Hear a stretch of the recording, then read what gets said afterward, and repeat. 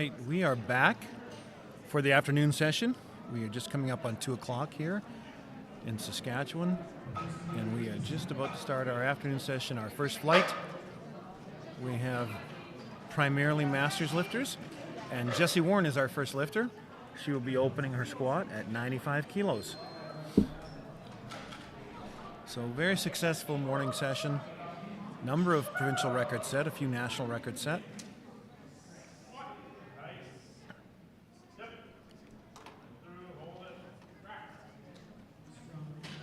And we're off to a good start.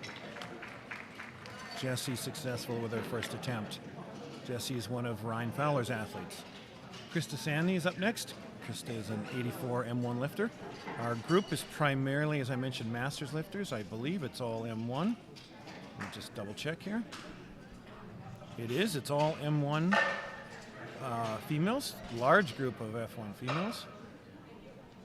Nice to see that group growing. Krista is opening at 95 kilos as well. Krista competed last night in the bench press session, and now today she is competing in the 3-lift classic.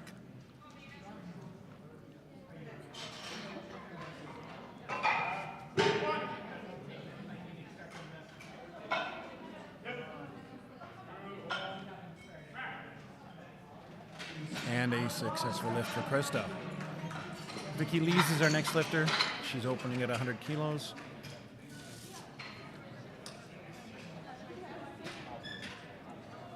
We have a platform crew that is slightly different. There were a few new additions and a few subtractions. Some of the crew is from the morning session, and some of the crew have swapped out and are new. So we appreciate all of our volunteers, our technical crew, our platform crew, our backroom attendants, our scorers, our timekeeper, registration, you name it. Ryan here doing all of the technical work for us. We can't do this without the volunteers we have. Nice deep squat for Vicky. And she is successful with her first attempt. And those first 3 athletes were all Ryan Fowler's athletes.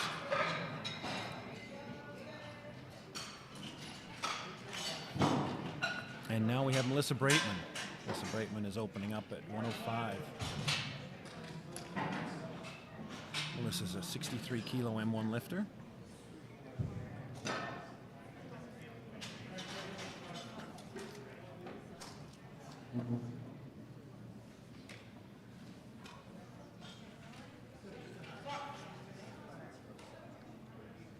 Nice deep squat.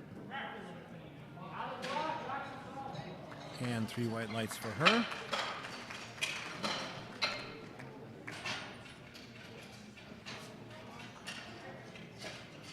Good decisions by coaches and athletes on first attempts. You always want to make that first attempt something you can successfully complete as a triple maybe in training, and that's maybe your opener then on the platform.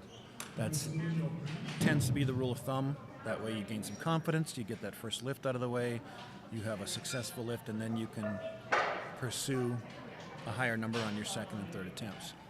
Pam Scott is up with 110 kilos for her opener. She is another one of Ryan Fowler's athletes. He has a number of masters athletes here, M1 athletes, as well as all of the sub-juniors and juniors that competed in the morning.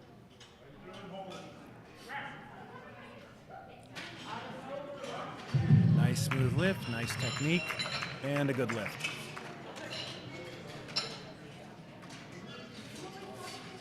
Trish Markowski is up. She has 112 and a half for her opener.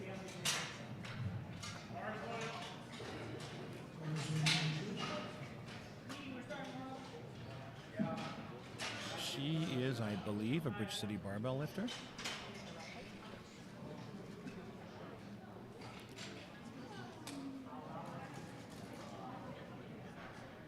Out of Saskatoon here.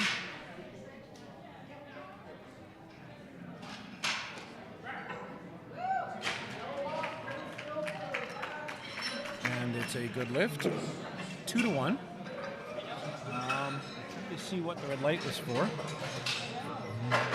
Might have been possibly for an up and down somewhere near the bottom. Hard to say, but it was a good lift. Kristen Balog is up, 117.5 kilos. Another lifter out of Weyburn.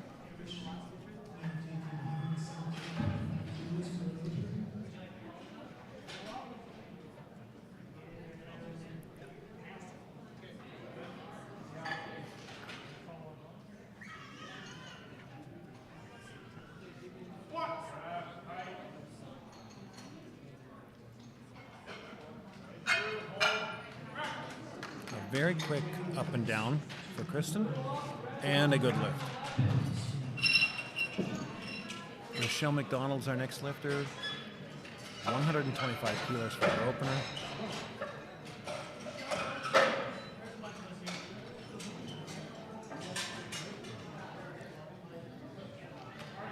Our platform crew is sponsored by Mackie Strong Physiotherapy, one of our gold sponsors.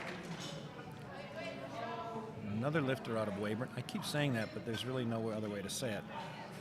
There are a lot of lifters here from the Olympia Club out of Weyburn, coached primarily by Ryan Fowler. Michelle's attempting 125.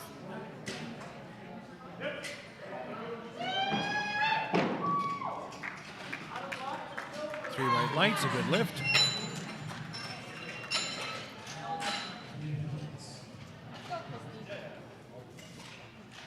And Christy Liskey is our next lifter. She'll be lifting 132.5 for her opener.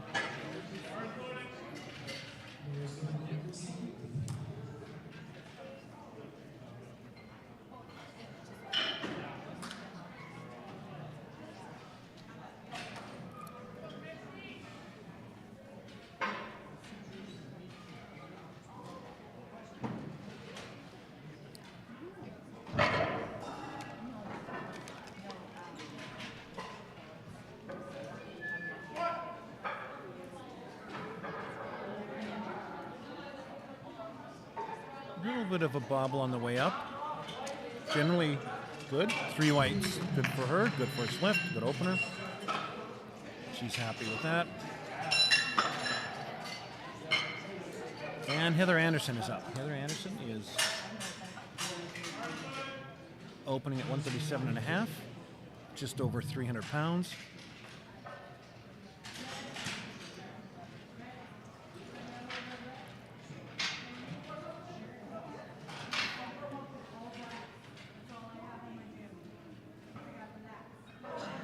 I believe Heather is lifting out of Regina.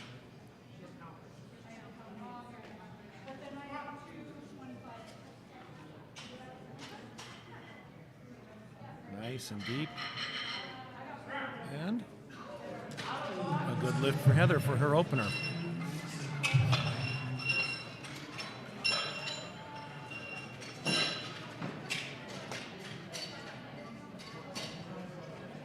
Amber Ament is next.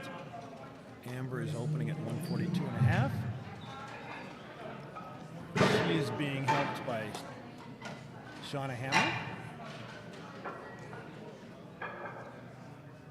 Shauna is doing some game day coaching and handling.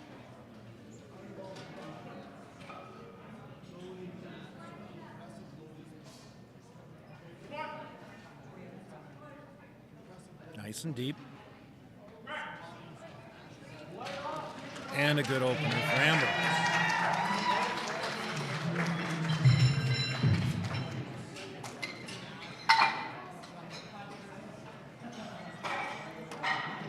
And our last lifter in this first flight in first round of squats is Sandy Klempner, opening at 150. Being coached by Neil Kachuk.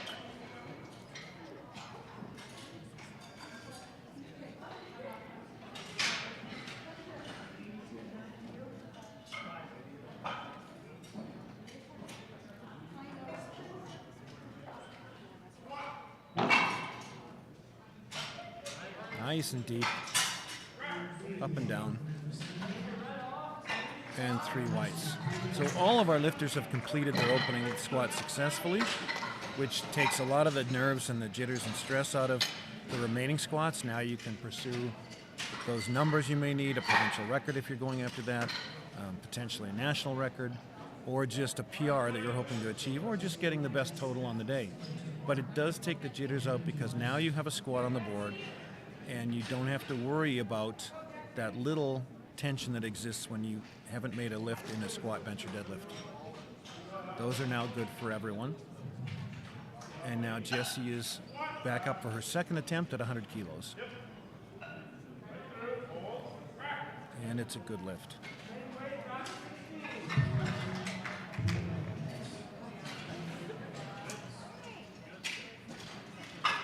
Krista is up next also with 100 kilos. We'd like to thank some of our sponsors. Our title sponsors, Sask Lotteries. Our 2 supplement sponsors, Supplement King and Supplement World, both have tables here at the event. They are giving out free samples and they are selling products here at our event.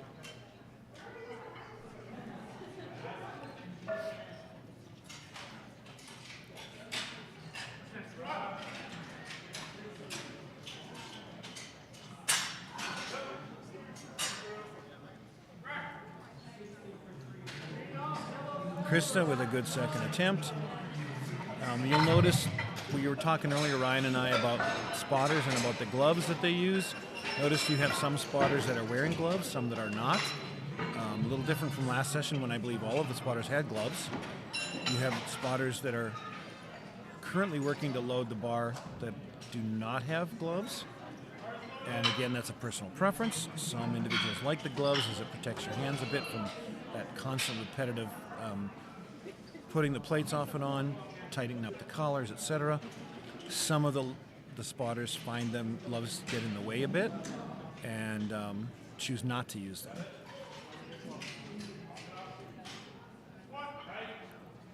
This is Vicky at 107.5. And it appears to be, yes it is, it's a good lift for her. She's got her second lift in.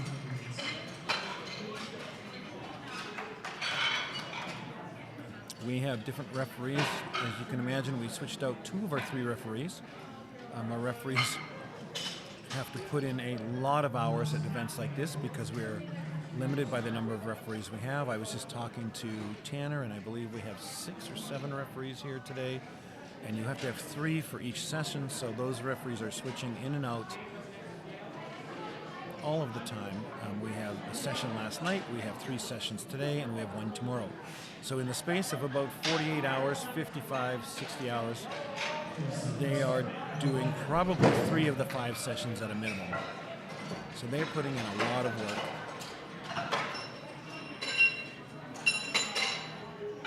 We're loading the bar up for Pam. Melissa was successful at 110. The bar is loaded for Pam, at 117.5 kilos. A 7.5 kilo jump for her.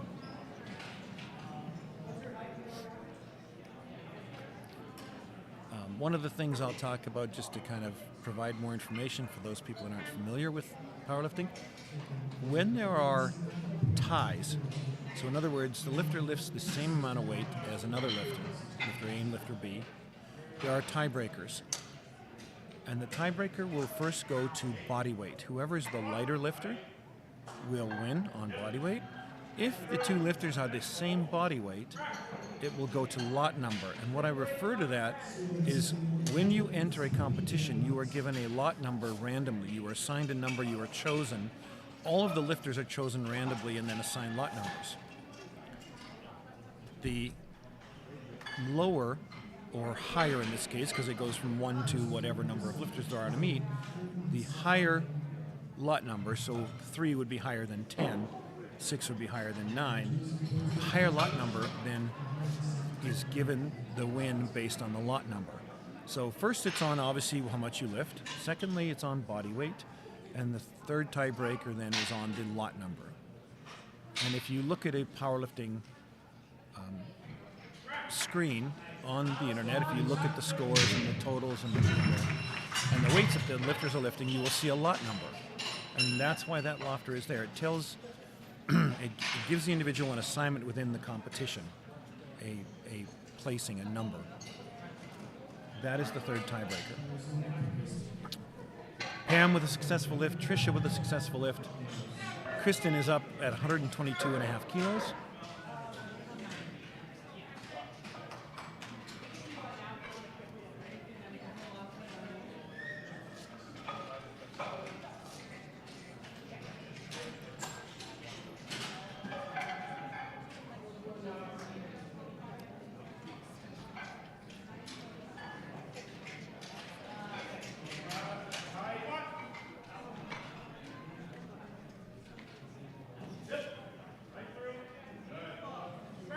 Kristen with a quick drop, nice and deep, successful lift.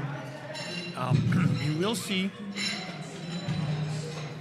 some squatters do a very slow descent and ascent, up and out of the hole they call it. Others will do a very quick descent and then try to, it's basically, the term that's used, or the term that I've used here is called dive bombing. So you drop down into a full deep below parallel position, into your squat position very quickly, and hoping for the rebound effect of coming back up out of the hole because of the speed of the descent. You have most lifters wear knee sleeves, and you have a belt on for stability around the core, and so they will try to quickly drop into the squat hole and then come out. And for some lifters, that works. It's a technique that works very well. It can be tricky at times because one of the things that happens when a lifter does that kind of technique or uses that kind of technique is that it's very difficult to keep the core stable, to stabilize the core on the way up because of the speed of how quickly you've dropped into the squat hole or into the hole. So it can work for some lifters. It does take some learning to get used to. And it definitely takes some practice to maintain a strong core coming back up out of the hole after a quick descent. We have Christy Liskey up, 140 kilos. Bit of a grind for Christy, but she got it.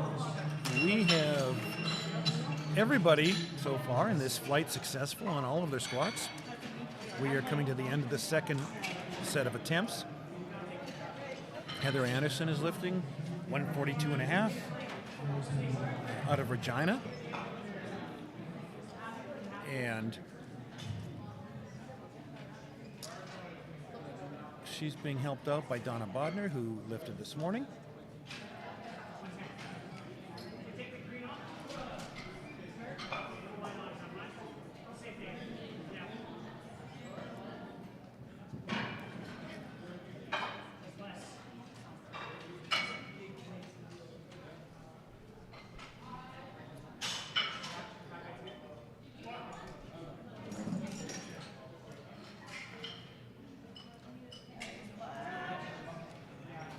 Bit of a grind, but nice and steady on the way up. Three white lights for Heather. And our second last lifter of this second round is Amber.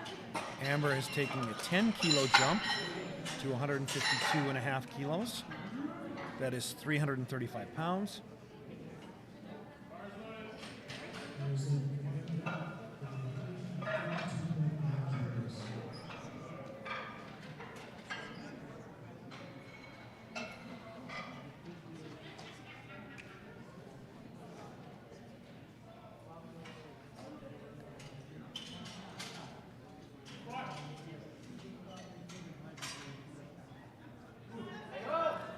Up and down, a little bit of a grind on the way up in the middle, but a good lift, and she's got her second in successfully.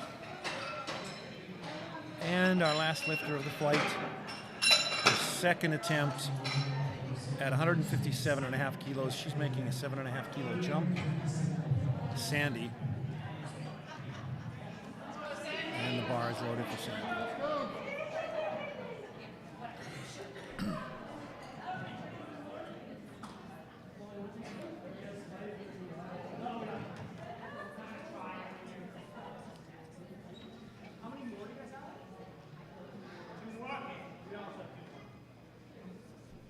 Nice and deep for Sandy. Very quick up and out of the hole.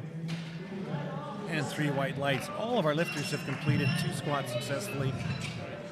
What you'll see now on these third attempts for many of the lifters, it'll be a personal best they'll be attempting. It'll be potentially a provincial record, maybe even a national record in some cases. But they'll definitely be extending themselves probably beyond 100% of anything they've done in the gym. Not everyone will do that, but usually on a third lift, if you've been successful on your first 2, you're reaching for something a little bit more than what you've attempted in the past. We'll see how this goes. So for Jessie, she's attempting 105 kilos, 5 kilos above her second attempt.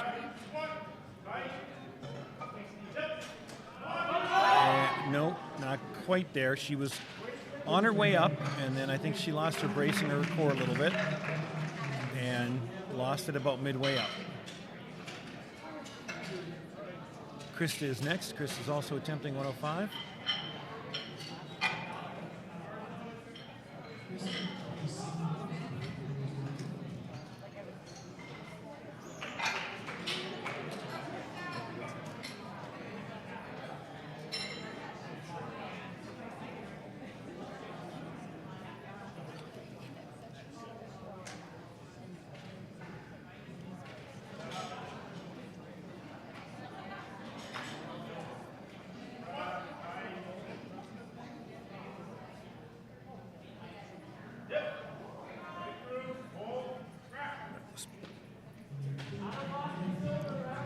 Good lift, 2-1 for Krista.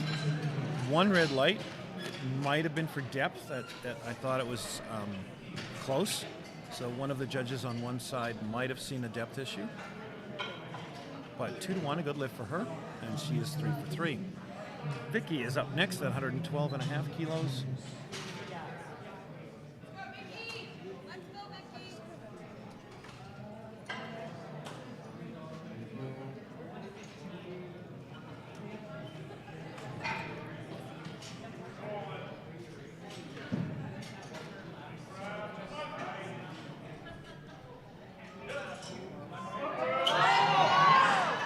Grinds that out, and it's a good lift for her. A little bit of a challenge, but she's happy with that.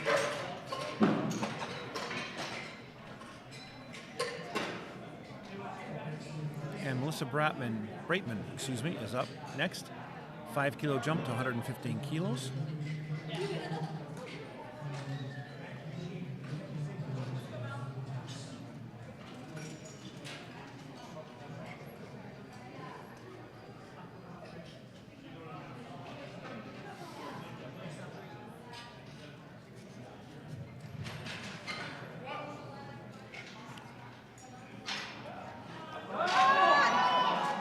Grinds it out through the middle. Good lift for her. She's happy with that. 3 for 3. And Trish Markowski is up next with 120 kilos for her third squat attempt.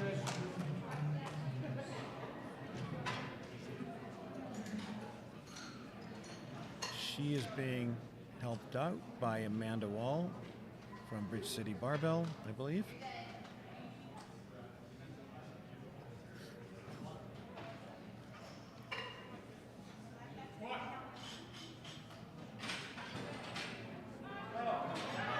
Up and down was pretty smooth. The depth might be an issue.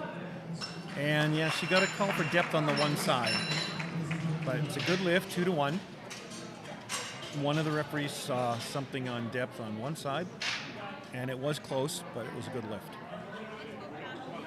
Pam Scott is up at 122.5 kilos, a 5 kilo jump for her. We are moving along very quickly.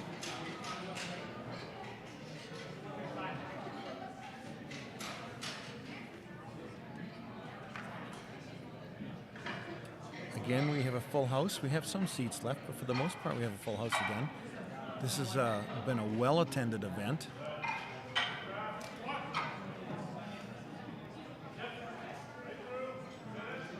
Nice finish on Pam's part. It's a good lift. And Kristen is up at 127.5 kilos. Our loading crew is raising the rack so that the bar height is at the appropriate height. One of the things that the lifters do when they come to a meet is obviously you sign up and you register. You have to weigh in to find out which weight class you're going to be in. Obviously, you plan that ahead of time, and hopefully you hit that weight. But the other thing you do is you provide rack heights. And so a competition rack is used for both the bench and the squat. So when you come to a meet, you will come in and do a weigh-in, you'll register, you'll make sure that the equipment is to the IPF standards or CPU standards, but you'll also give rack heights that you will determine by going to one of the racks that's made available to the lifters and making sure that your squat rack height and your bench rack height are appropriate for what you want to do during the competition, and then also that the safeties on the bench press portion are at the proper height. And those are important because you want those heights to be at the place where you're comfortable unracking the bar, whether it be the bench press or the squat. And the safeties are just as important because if you set the safeties wrong and you dump the bar, let's say, on your bench press, that can cause potentially injury. It can certainly make for a failed lift, etc. And if the safeties are too high and you touch the safety with your bench press on the bottom portion of your press, that's a no lift. So all of those rack heights have to be determined ahead of time, and you need to make sure that those are correct. And so what you'll see the spotters doing and loaders doing in between each lift is they will be adjusting that rack, that competition rack, for the heights that the lifter has chosen ahead of time and submitted. And Rochelle, she's happy, 142.5. She's happy with that lift. And, Christy is happy with that lift. Rochelle is up with 142.5. Christy was the one who just completed at 142.5. She was excited. She's 3 for 3. Rochelle is up next at 142.5. And we are almost on our squats on this first flight. We have 4 lifters left.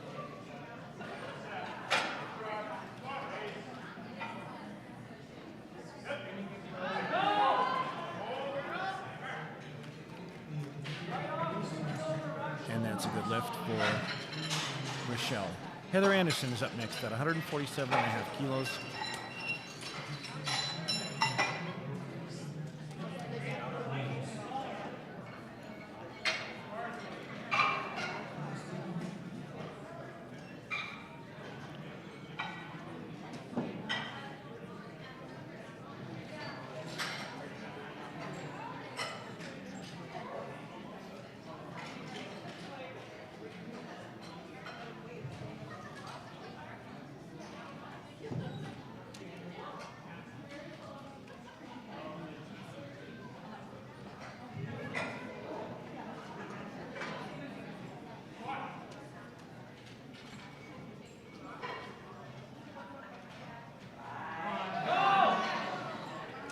I believe that's going to be a good lift.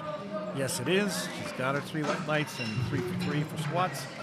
She's happy with that.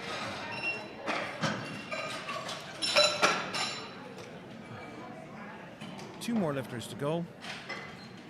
Amber will be attempting 157.5, a 5 kilo jump.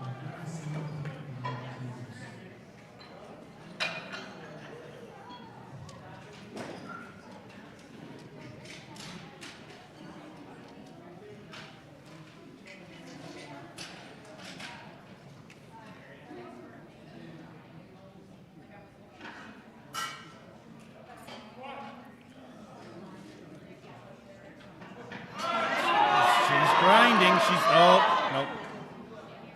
She almost had it. She was halfway up.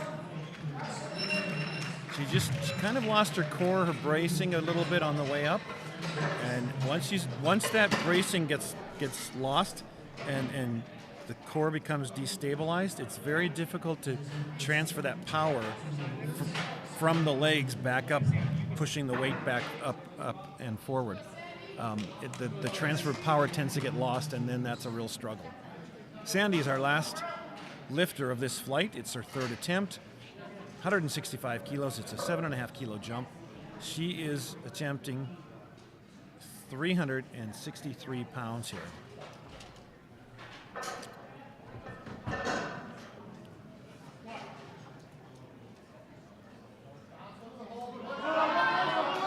And just a little bit too much on the day. I think maybe 5 kilos might have been the right amount, but 7.5 is a bit of a reach. Nothing wrong with that. You're testing yourself. That third attempt is what that's for. And our first flight for squats is complete.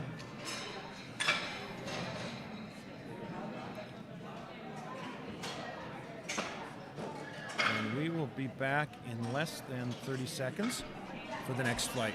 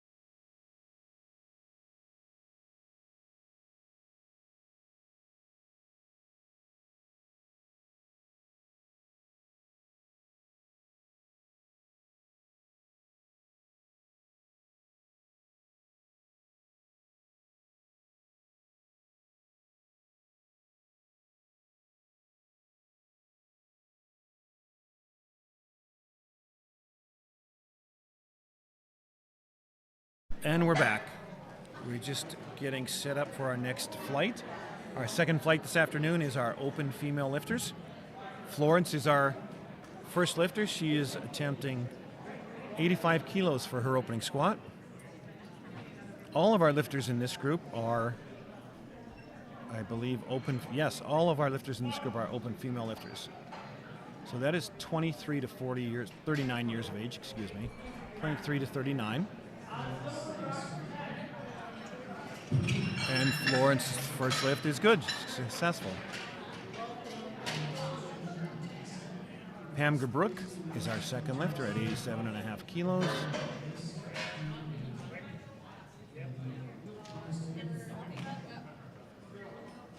Pam is being... Okay, we have a little bit of confusion about who's out next.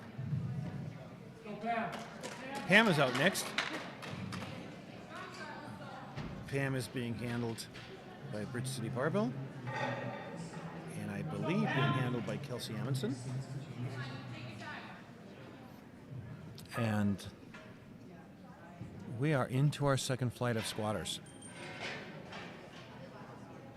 squats, excuse me. Nice and deep. It looks like a good lift for Pam. It is a successful lift. Next up is Jess Anderson. Jess is going to attempt 87.5 kilos as well. And she is being handled by Shauna Hammer. And we talked earlier about the chalk that goes on the lifters' backs and shoulders for bench press. You will also see that chalk across the back and the shoulders for squat. It's generally used to keep the bar in place, to help with a little bit of extra grip to keep the bar on the back and shoulders. Sometimes the material of the singlets and the shirts can be a little bit slippery. You don't want that bar sliding back. For low bar lifters, for squatters who put the bar lower on their back, you definitely do not want that bar going backwards or down the back. And a little bit of chalk on the back seems to just help keep that in place. Jess was good with her lift. We are on to Jesseline. Jesseline is opening at 90 kilos. And she is a 69 kilo lifter.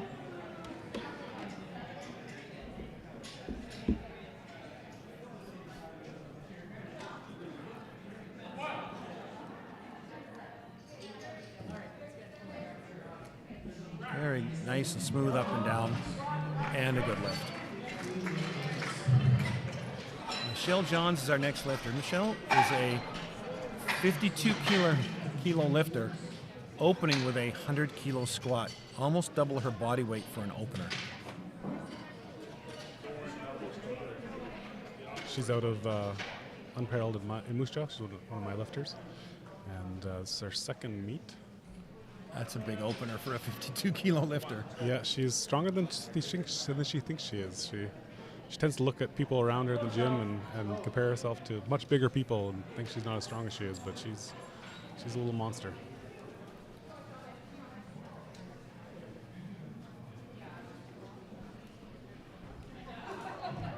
Let's go, Michelle.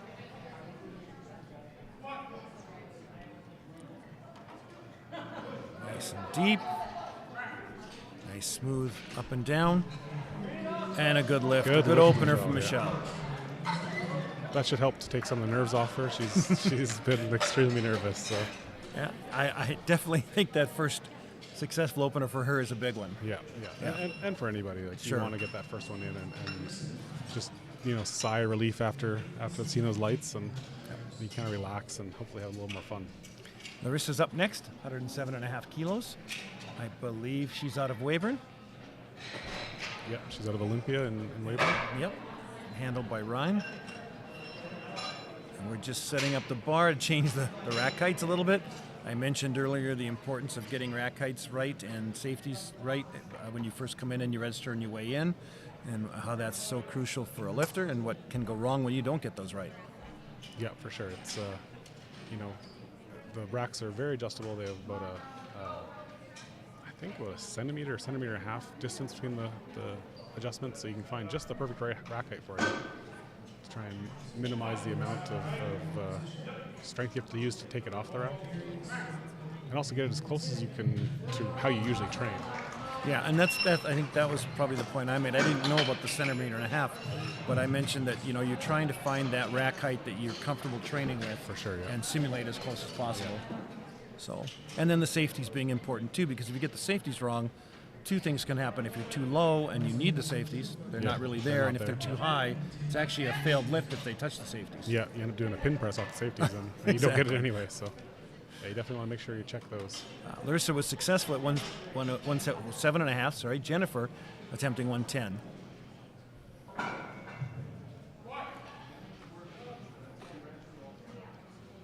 Nice and deep. Lots of depth, yeah. Yep. Very smooth. Good lift. 3 weight lights there. Our lifters are both this first flight and this flight. Our lifters are just flying through the squats. Yeah, we're moving along real quick now. We've got a bit of a different platform crew out there, so might be running a little quicker. Moving a little quicker. The platform crew can definitely make a difference in the speed of the meet, and you're loading the weights, and if you're familiar with loading kilo plates, then most people train in pound plates, so you come here and you don't really know what's on the bar, but if you're familiar with it and you can load fast and you don't have to use the loading screen, then it can speed up a lot. So Shelby's up next at 112.5. Yeah, I noticed in the gym I work out in, we have calibrated plates, but we only have the one set by the comp setup. Right. And the rest is all pounds plates. A lot of the younger lifters that are using those pound plates have no clue what the kilos are. Yeah, for sure. Which can be a benefit too.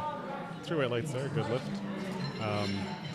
If you're a lifter who, an early meet and the coach puts an attempt on that you need, you can't walk out and know what's on the bar by looking at it. You're kind of like, oh, it's just reds and blues, and I know that works for some lifters. I was never a fan of that when the coach told, I'm not telling you what I'm putting on. No, please don't. Please don't do that to me. It's good for some people, though, who get a little nervous with the weight. And, yes. You just put the weight on that they can lift, and they can't do the math in their head to to worry about it. Get worried about. Yeah, exactly. All right, Melissa is up. She's attempting 115. Again, up and down very quickly. These are good openers. People are making good choices. Yeah. 3 weight lights there, good lift.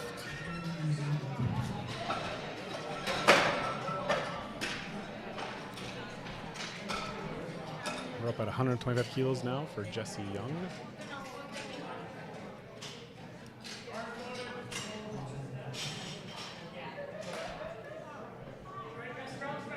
This is a large flight. All female open lifters. Large group.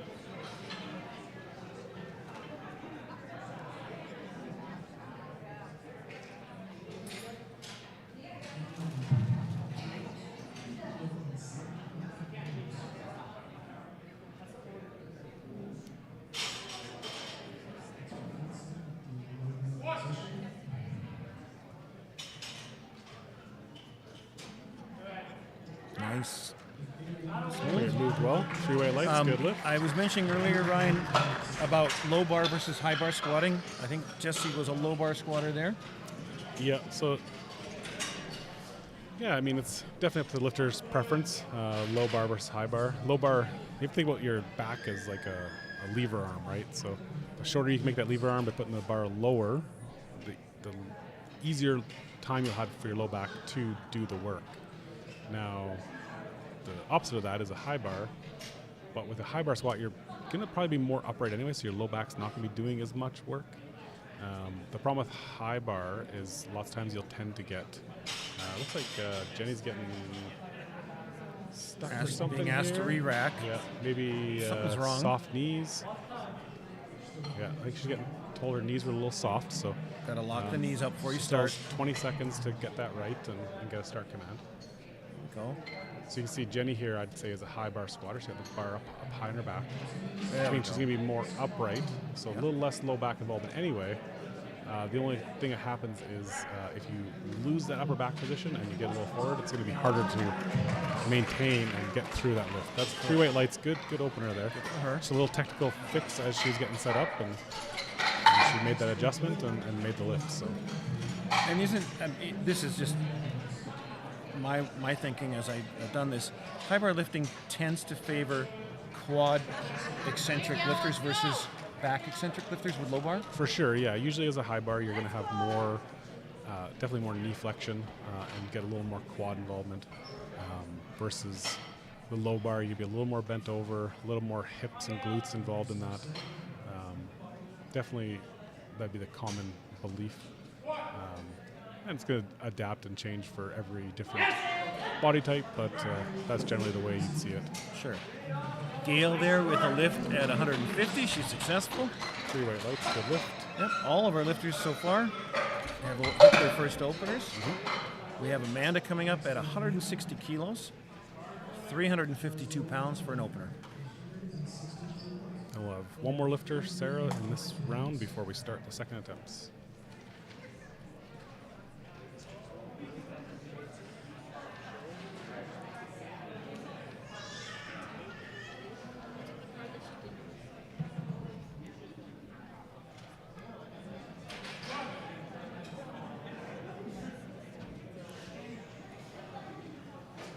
Slow and smooth.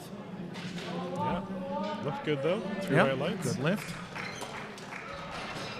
I was talking a little bit earlier too about how some squatters, that was probably a more exaggerated version of a slowest descent and ascent versus what the term used, dive bombing, Yeah. or a quick drop trying to get that spring out of the hole. Right. Yep. Yeah, you can definitely see both commonly. Someone who drops in the hole gets that bounce out of the bottom. Can definitely work for some. It's can be hard to control that though. And I was going to say the control on the way up, controlling the core and the balance is yeah, an issue. yeah, and even if you drop a little too fast, a little too loose, you might lose that position at the bottom. It's definitely a different technique. Sarah with 165 kilos for her opener. Ooh, And 2-1. 2 That's to 1. Good It's lift. good. The red was for depth, I believe. Yeah. Yeah. It was close, Yep. but it's a good lift. And And we're also watching on the side she got the depth call from, so Right. we have the same vantage as that referee. So it's possible lifters have uneven hips and might squat a little deeper on one side versus when the I get other. called for depth, it's always on my right. Yeah, always. exactly, I yeah. mean, consistently.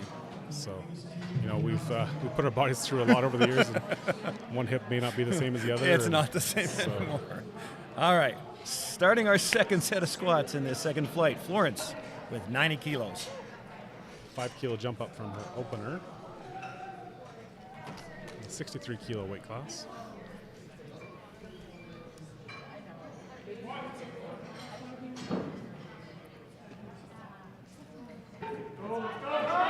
Just fighting through it, but looks good. Yep, looks good. And it is. 3 white lights, 3 white good lights, lift, good yeah. lift for her. She gave her head a little shake there at the top. I think she was a little surprised at how hard that one was. Yeah, but, maybe. possible, get a little off balance or something like that. Makes the lift a little harder. But we'll see what she goes for her third attempt. Jess is up next with 92.5. She's being handled by Shauna Hammer today. 5 kilo jump off her opener.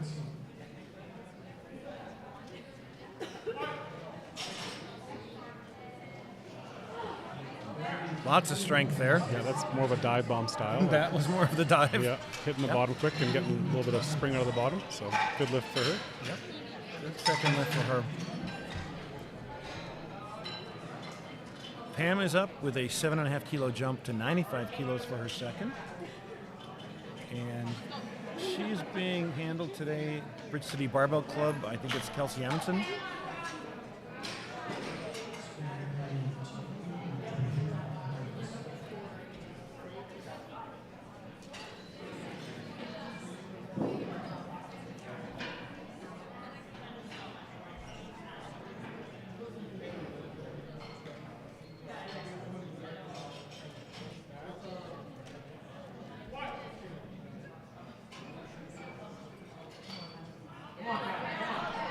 All right, I'm going to bring up a point here on Pam's successful squat. She's good, three white lights. One of the things you see, primarily with female lifters, but not always, is the knee cave. And when you see the knee cave in on the squats, particularly as lifters go heavy, and some of the world-class lifters, like Leah Bavoli, has a significant knee cave, and she's world-class squatter. What's going on there? So knee cave or knee valgus it used to be really looked at as a fault. It used to be very much avoided.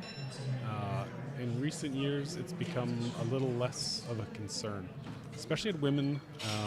They have it's called the Q angle because women have a wider hip set. So that means their angle from their hip to their knee, that femur angle, it's a good lift there. The femur angle is greater, which causes them to be more likely to have that knee valgus. Again, like I said, when I started lifting, any sort of knee valgus was seen as terrible. Frowned upon, yeah. And immediately you were told that you needed to work on that and fix it. I think it can definitely be an issue for some, but if it's not causing you any pain, any discomfort, then it's probably not something to worry about. And I notice it too with lifters generally, again, not always, with narrower stances. Yeah, I think it's more of an issue with a wider stance, just because the angle of power that you're getting with that knee valgus, if you have a really wide stance. I'd probably tend to recommend a narrower stance to someone who has more valgus. Michelle here with her second attempt. Not quite. It was a 7.5 kilo jump, which is a pretty big jump for a 52 kilo lifter.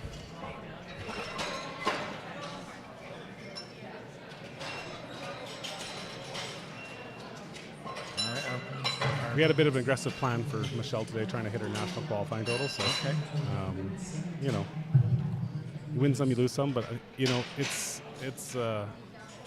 happened to her on her last meet too. She came up for a second and missed it, sort of the same thing, and then came out and hit it on her third. And I can see that happening here too. Yeah, for sure. Really could. There's a lot of mental aspects to lifting. It's hard to explain that to some people, but the pressure some people put on themselves lifting is extreme, and Marissa here for her second attempt. A little bit of work there, but looks successful. 117. Good, yeah. It's a good lift.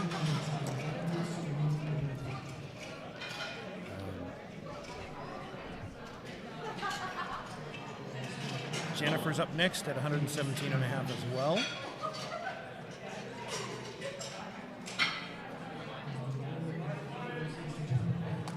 Yeah, the knee cave or the knee valgus, as you pointed out, for narrow stance lifters, I don't think there's as much concern. And as you point out, as the stance gets wider, there should be less of that. So if it's still happening, then it's maybe something to look at. Yeah, I think you see mostly people with valgus with a narrower stance, and I think it's just a better position for them, and that could come down to the hip anatomy. But it's not nearly as much of a concern as it used to be. And typically it is something you mostly see in female athletes with that greater Q angle. And there are world-class squatters with Absolutely. significant For sure, for sure. So, I mean, I'm amazed at the amount of weight some of these lifters are. You also have to realize that Coming up. we're watching people lifting 90+% of their max. Exactly. And that's where you start to see some technical issues crop up, right? You might be able to do 85%, 87% with no issue, no knee valgus. And as soon as you get to 95, 97%, then it kicks in, right? And as a lifter, your goal is to kind of push that limit where that starts kicking in, right? And to me, those are body adaptations you make as you hit 100%. As you get Absolutely. close to that. Good lift there for Shelby in your second, 125, or 120, sorry. Your body adapts to make it happen. For sure. Yeah. Melissa is up next at 122.5. She's one of Ryan's lifters out of Weyburn, out of the Olympic Club. Most lifters have some sort of technical breakdown that happens as they get to their limit, right? Whether it's getting bent over out of the hole in the squat, or knee valgus, or whatever it might be, chest collapse. So the goal is generally to try and strengthen that to the next level so that you can push your limits a little more. I had a good second attempt there for hip out of alignment. I don't know what you call that, but my hip alignment for squats was out of alignment pretty badly, to be honest, and it was causing me to miss depth a lot. It took me 2 years to correct that. It takes a while. Yeah, for sure it does. Yeah, it's especially something that can be so ingrained, from years of. It could be any sort of years of something. Someone who always cross their left leg when they're seated, right? That's changing anatomy and lengthening tissues and shortening other tissues, right? Which can suddenly crop up when you're squatting 100% of your max, Yeah. It was not fun to find that out when I found that out. Jessie Young here with her second attempt at 132.5 kilos. 292 pounds.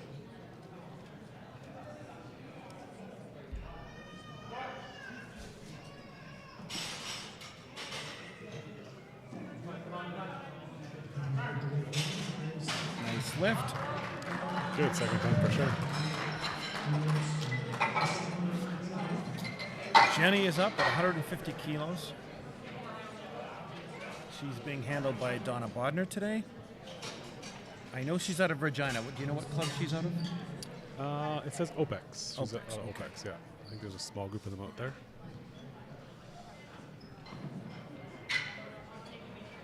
It's a 10-kilo jump for her.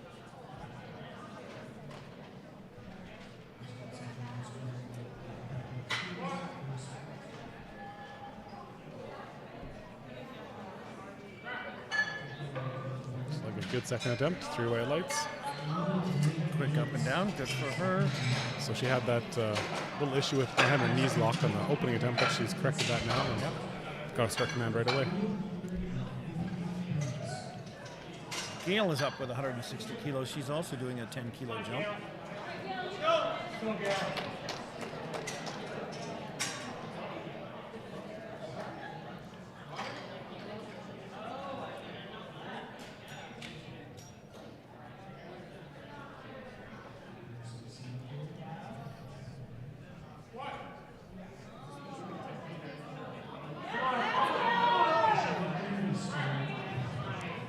Good squat. 2 white lights, a good lift, yeah. We are nearing the end of our second attempts for squats in our second flight. Amanda is up at 170 kilos. Another lifter doing a 10-kilo jump. We have one more lifter after Amanda, and then we'll make our third set or attempt of squats in this second flight. We're moving along very quickly. Very few failed attempts, which is nice to see.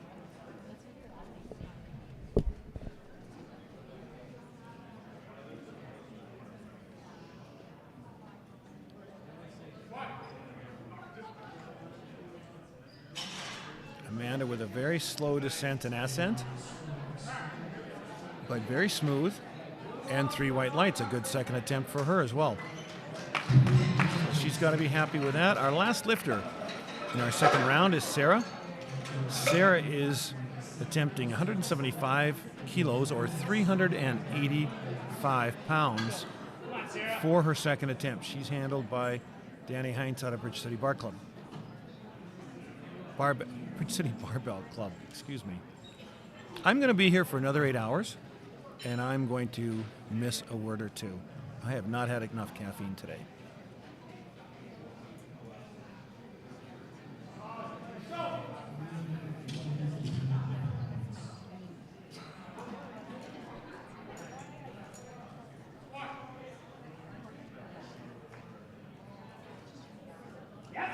That was very smooth up and down and 3 white lights, and she has a big second attempt successful.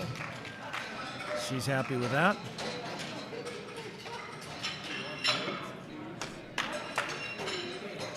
We are back up to the top of the order for third attempts.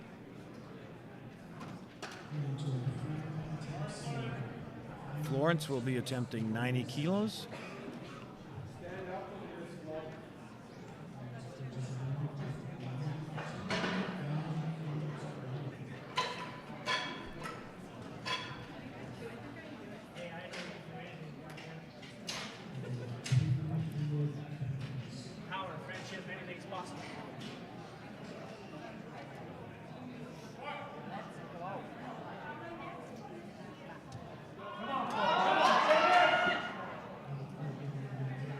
Just not quite there for Florence. I think she lost her bracing a little bit on the way back up.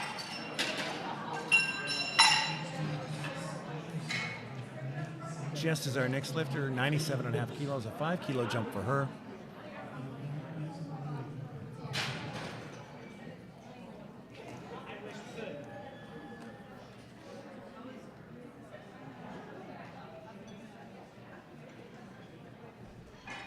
Once again, we'll mention our sponsors, as we'll do throughout the day.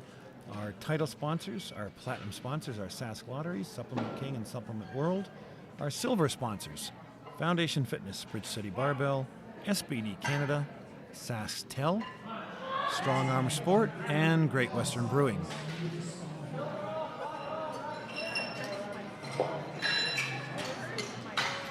And Pam missed. I'm not sure what she. I think she forgot the. I think she jumped the rack command. She nailed the squat. It went up and down very quickly, but I think she was so excited to complete the squat, she jumped the rack command. So that's unfortunate because the strength was there.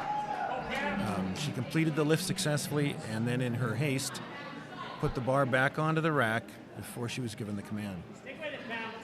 And the reason the referee will do that, and the reason for that last command, the rack command, is to make sure that the lifter has stood up, has locked out the knees, is controlling the bar before they put it back on the rack. Jesselyn is up with 105. She's grinding it out. I believe it's going to be a good lift. 3 white lights, that's a good lift. Yeah. She's happy with that. Yeah, that rack command can get the best of us sometimes when you get a little too excited. And when you hit a big squat, especially if it's a third one, and you hit a PR or you hit a record or something, the excitement of putting it down and going and celebrating can get the best of you. Absolutely. Yeah. All right. Michelle Johns is up. No, Jesselyn's. This is Jesselyn. I'm sorry.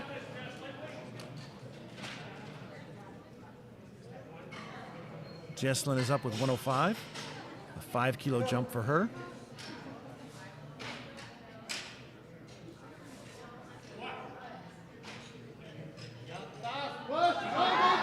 Oh, just a little bit too much today.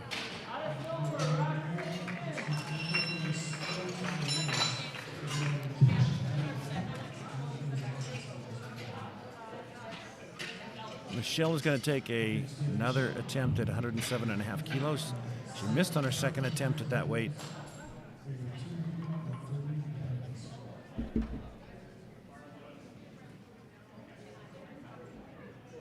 And this is one of Ryan's lifters, so Ryan is stepping out for a moment to watch the lift from a better angle. Michelle lifts out of Moose Jaw. And this is over 2 times her body weight. She is a 52-kilo lifter, and she is attempting 107.5 kilos.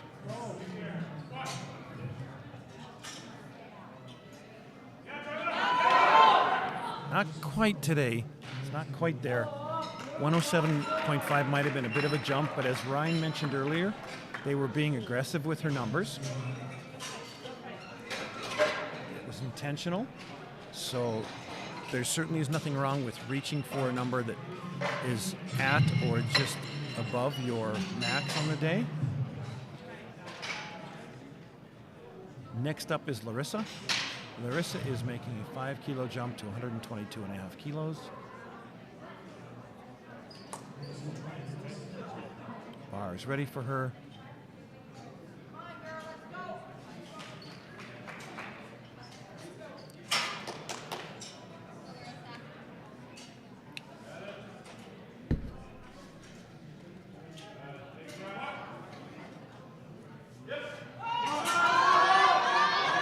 That's a bit of a grind, but she locked it out.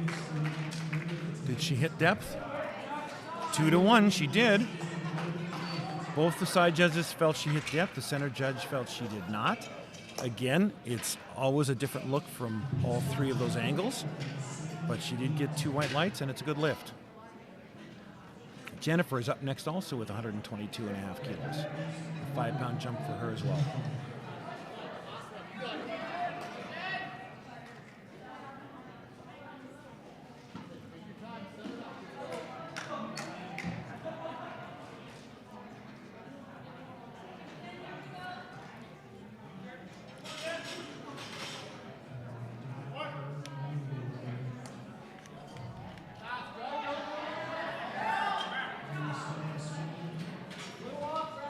And that is 2 reds, 2-1, and it was for depth. It went up and down pretty comfortably, but she didn't quite get as deep as she needed to be. And so it was close. 2 red lights. Shelby's up next with 125. Shelby's making a 5-kilo jump here.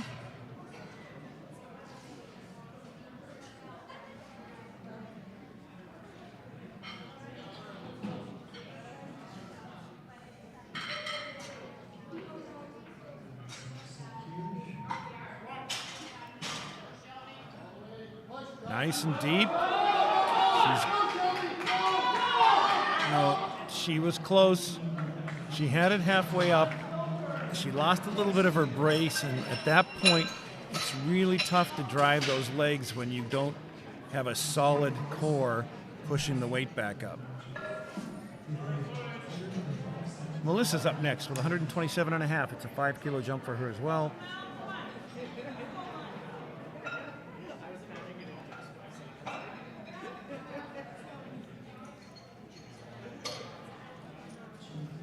We'll mention our gold sponsors at this moment while we're watching Melissa lift. Gold sponsors are Blackthorn Events, our host for the event, Mackey Physiotherapy, sponsoring our platform crew, and Inner Strength Products for all your powerlifting equipment needs.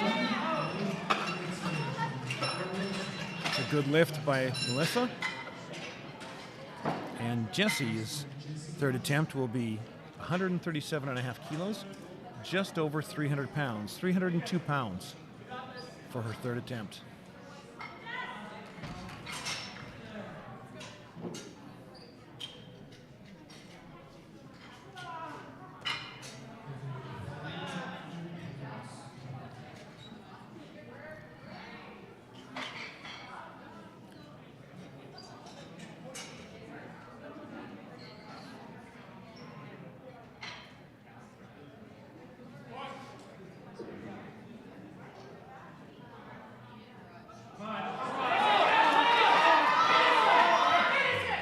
Almost. It was close. Again, there's that sticking point about halfway up that is a common sticking point for many lifters. It's that transfer of power from the legs through the core to that standing up position. And for a number of lifters, that can be the sticking point at which many people struggle to complete the lift. Jenny is up next. Jenny's making a 12.5 kilo jump to 162.5 kilos. This is a significant jump.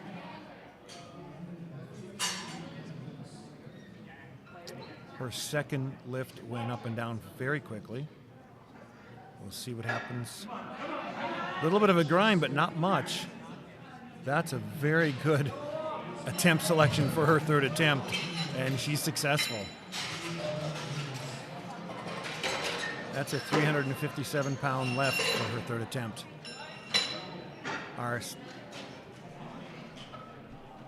We have 3 lifters left for squats in this flight. Then we take a quick break before we get into bench press to change over the platform. Gail is going to be attempting 167.5 kilos. A 7.5 kilo jump for her.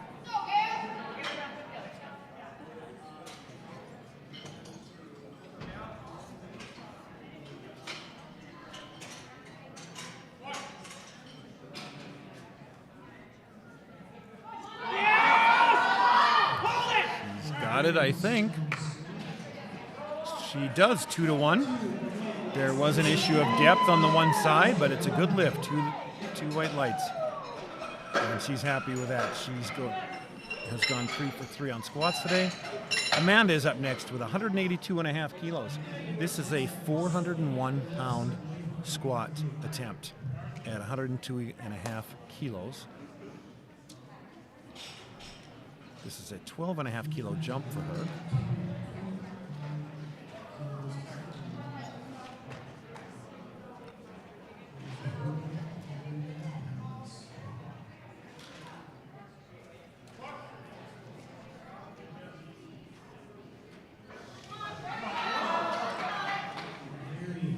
It's good up and down. If there's any issue, it'd be depth. There is no issue. It's a good lift, 3 white lights.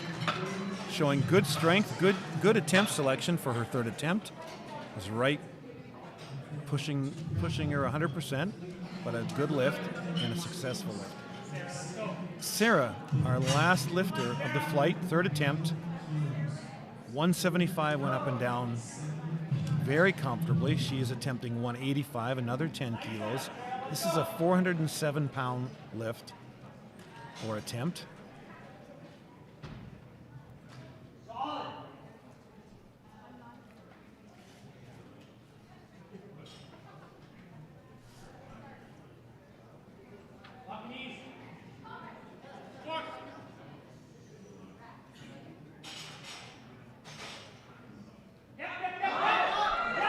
I believe she's got it. Certainly look, yes, and she has got 3 white lights and a good lift. 407 pounds. And we are done our flight. We will take a short break to shift over to bench press. And I will take a quick break and be back with you in a few minutes.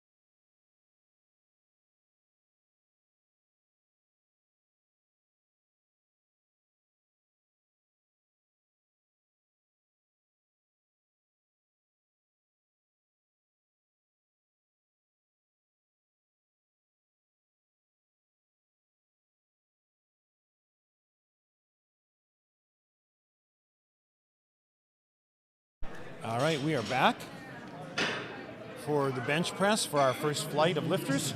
This is our M1 female lifters, and Krista Sandy is up, our opening lifter with an opening lift of 52.5 kilos.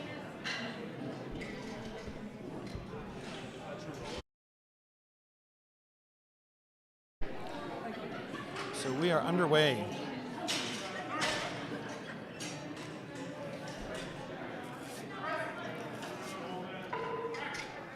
And that appears to be a successful lift for Krista. It is, 3 white lights. And our first bench press of the afternoon is successful. Pam Scott is up next, 55 kilos for her opener.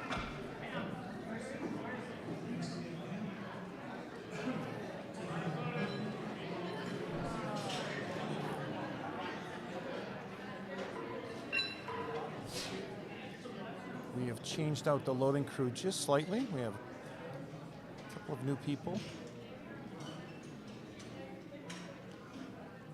The platform crew does a ton of work during a meet like this, and so we do have changes.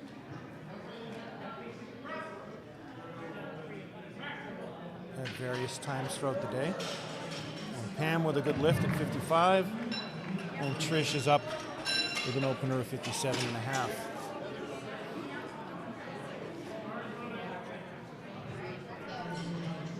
So once I get Ryan back on the microphone, I won't do that right away, but eventually when I get him back on here, I'm going to ask him a little bit about 2025 Nationals.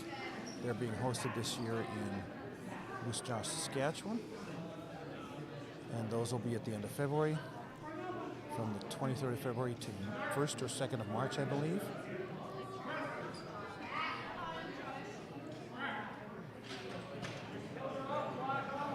Trish with a successful opener. And Melissa is up with an opener of 60 kilos.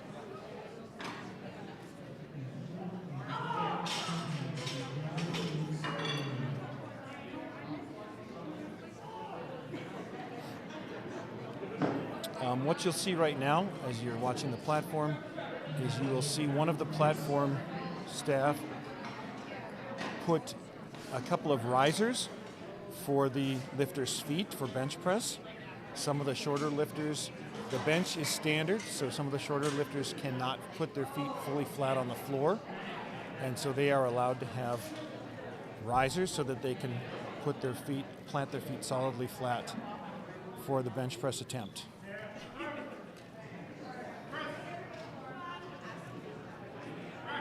And a good lift for Melissa. She's happy with that opener. Jessie is our next lifter at 65 kilos.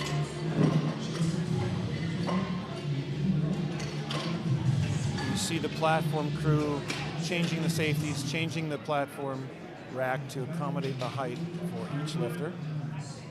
The bench, however, does not change. The bench is standard, and that's why you will see those foot risers or foot platforms for shorter lifters.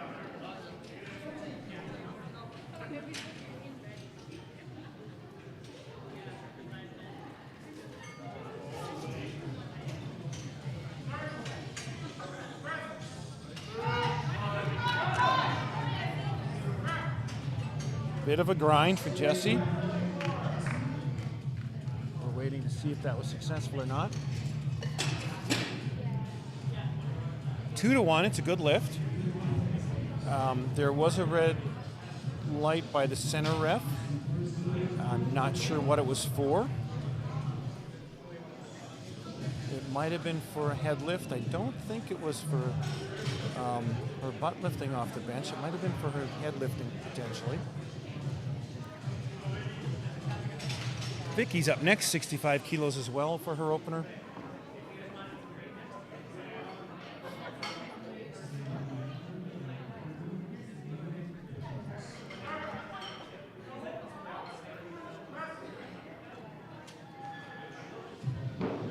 Again, a bit of a grind, but a good lift.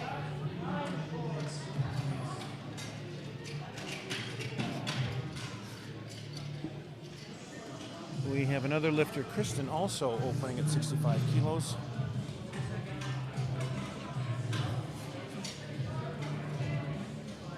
Kristen is coached by Ryan Fowler out of Weyburn. Ryan is coaching a number of athletes today. I can't imagine how it's not confusing to manage so many lifters in one meet, but Ryan has been doing this for years and manages it as well as anyone.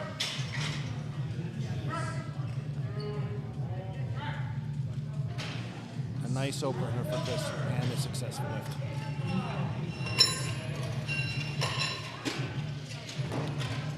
Amber is opening at 67.5 kilos.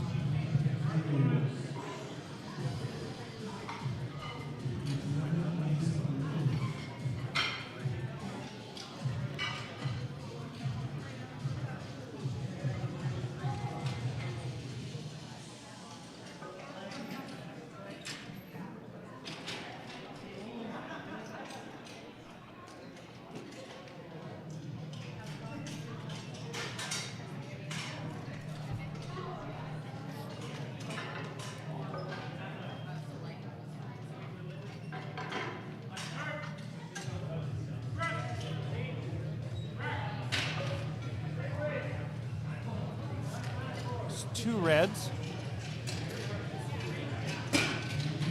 I'm trying to determine what went wrong there. It was butt lift. I'm getting an indication from the referee that it was butt lift. So her butt came off the bench. The bar moved up and down very quickly, but there was daylight, is what they call it, when the refs see a gap between the lifter's butt and the bench. And it has to remain on the bench. Heather's up next, 67.5 kilos as well.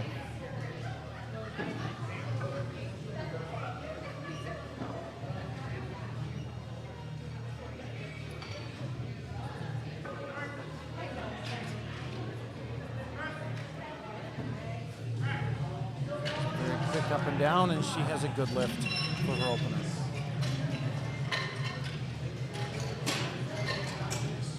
Rochelle is going to be opening at 70 kilos.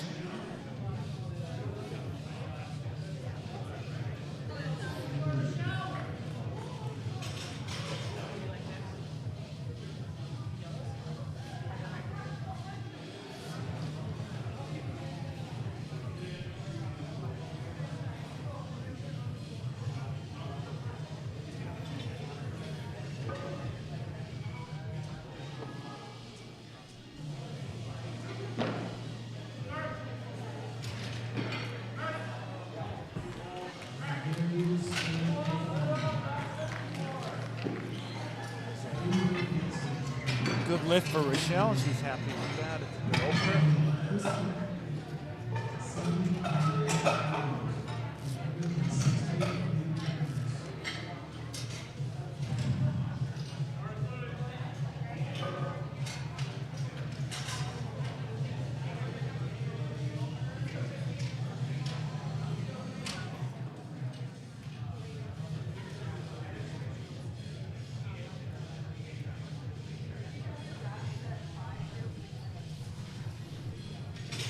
Christy is up. Her opener is at 75 kilos.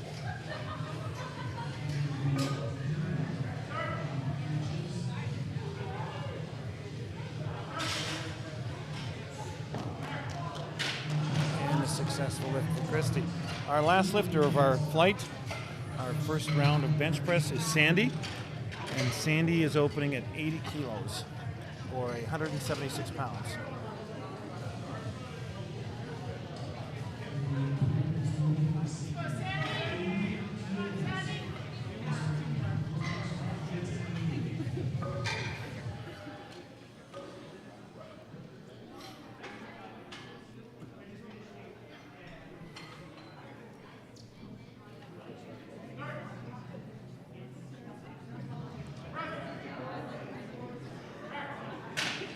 Easy opener for Sandy, and our first round of bench press is complete.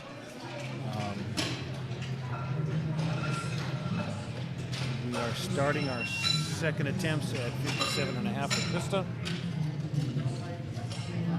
Again, we have a good crowd out this afternoon. We have had good attendance all day, and I know that the athletes appreciate it when there's numbers out in the audience, and that has been the case all day, actually since 8 o'clock this morning. So we have a number of sponsors that we want to thank. Our title sponsors or our platinum sponsors: Sask Lotteries, Supplement King, Supplement World. Supplement King and Supplement World are here today. They have tables at the event. They can talk to you about any of your supplement needs.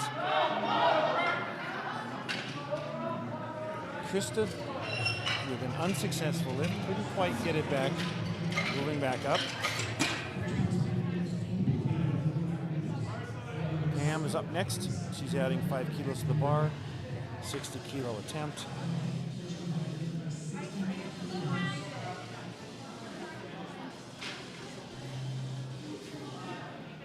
Pam has a very wide pronated foot plant approach.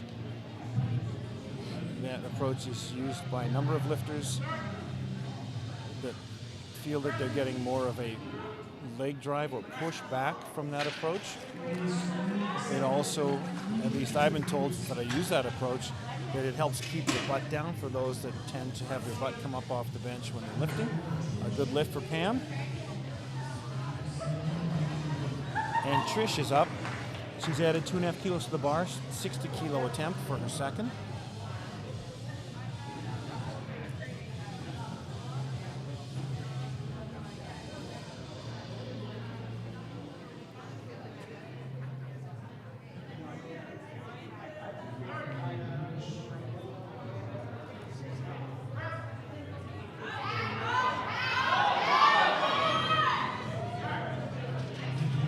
Bit of a grind.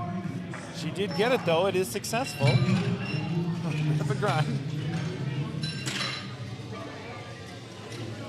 Melissa is up with 62.5. She's adding 2.5 kilos to the bar.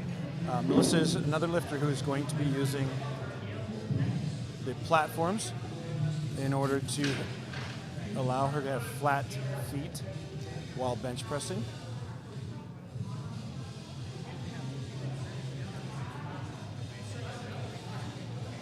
This allows the lifter to firmly plant their feet flat on the ground, or in this case, the 2 risers or platforms.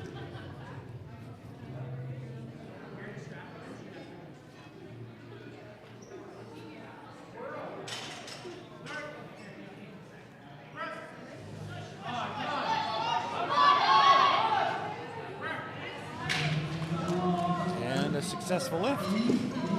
Bit of a grind, but a good lift. One of the things I want to mention as I'm standing here and looking around the room, all of the clubs that brought athletes have banners up on the walls. It's actually quite nice. They're very well done. Each of the clubs, Trench Fitness, Olympia, Bridge City Barbell, Rise, I'm missing a few here. I can't remember them all. I can't see them all have banners with all of their athletes' names up on the wall here at the event center. It's actually a nice touch. Fans or spectators can walk in, they can check it out, they can see who's lifting for which club, possibly out of the city that they're coming from, whether it's Moose Jaw, Regina, Weyburn, Saskatoon. I know we have lifters from my club, I believe in Prince Albert, and possibly up north as well. So just a nice touch. And something that the spectators as they come in, and also the athletes when they're done lifting, can go over and check and see their names up on the wall as well. Jessie is up. Amber was successful at 67.5. Jessie has increased her second lift 2.5 kilos. She will be attempting 67.5 as well.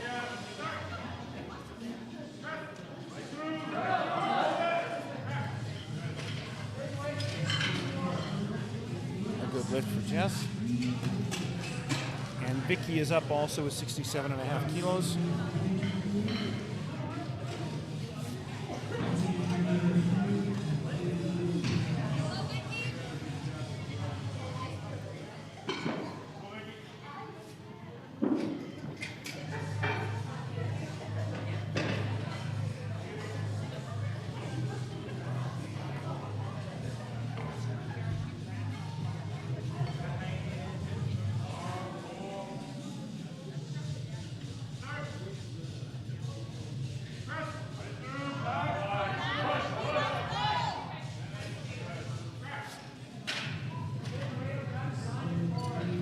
Good lift for Vicky.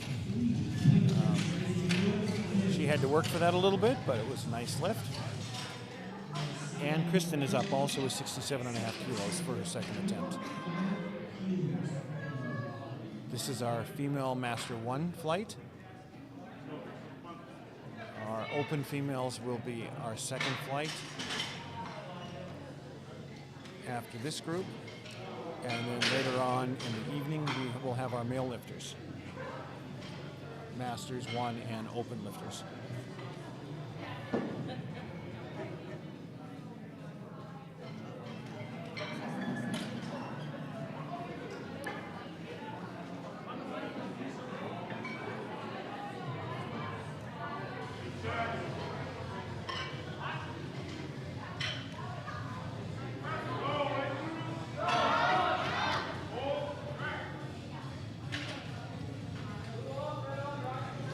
Kristen with a good second attempt as well.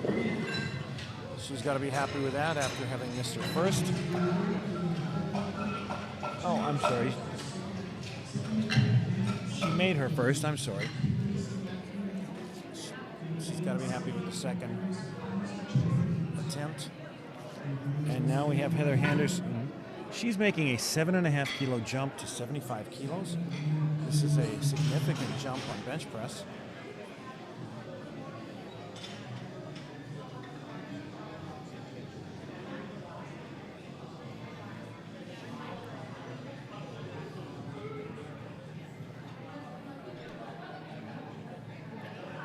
As you watch our platform, you can watch the referees will have their hands up and then they will put their hands down. The side referees will start with their hands up. The reason their hands are up is they're waiting for the lifter to be in a start position. There must be certain things that are occurring before they are allowed to start.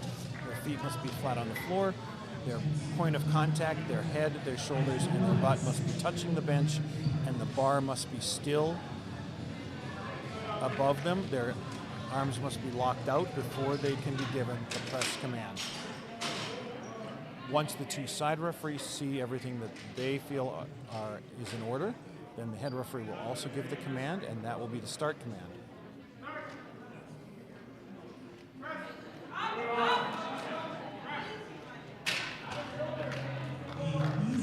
Good lift for Rochelle, 75 kilos, and Christy is up next.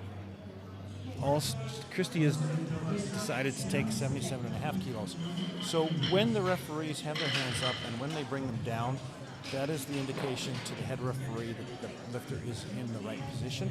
The head referee has a different viewpoint. They're looking for other things. They make the call that the lifter is in the right position by lowering their hand and giving the down command, or start command, excuse me. And then they will give the press command once they feel that the bar has settled on the chest and is not moving. And then they will give the rack command once the bar is locked out and is still in the locked out position. Rochelle is happy. She hits 77.5 kilos. Our next lifter is our last lifter, Sandy. She is jumping 5 kilos to 85 kilos for her second attempt. This will end the second attempts. We will start the third attempts shortly.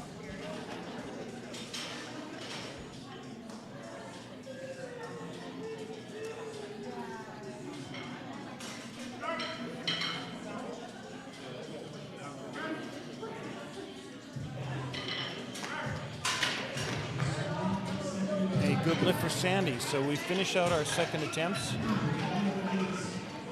with a successful lift. We have third attempts coming up immediately.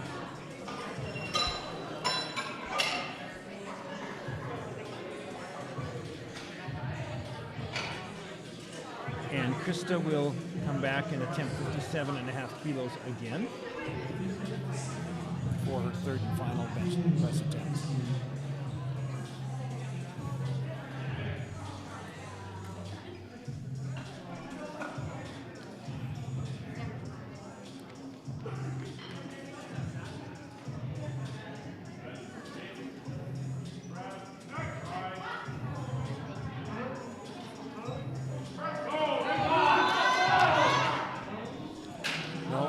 not quite there today.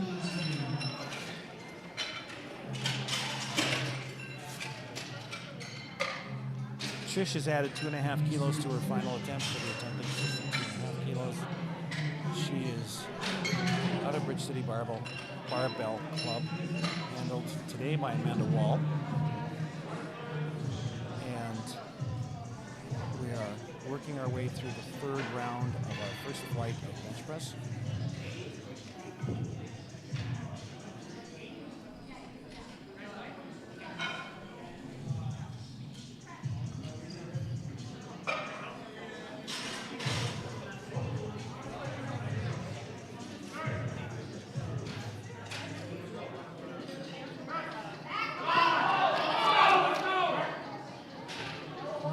Not quite again today. Just a little bit more to add on the bar. It was just too much. But again, those third attempts are going to be attempts that are going to be right at the lifter's maximum for the day, and sometimes they hit it and sometimes they don't. Pam Scott is up. She's adding 5 kilos to the bar, 65 kilos.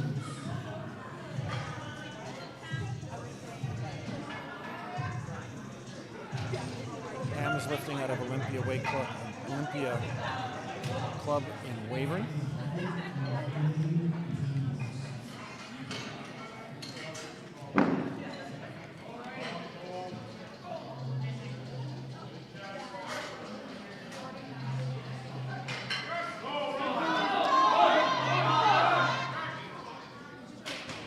Not quite. Again on the day, we have third attempts pushing the lifters to their limit. Lifters are trying for probably PRs or close to maximum or maximum. And in some cases, success, and in some cases, it's just a little bit too much on the day. Melissa is next. She's adding 2.5 to her final lift, 65 kilos.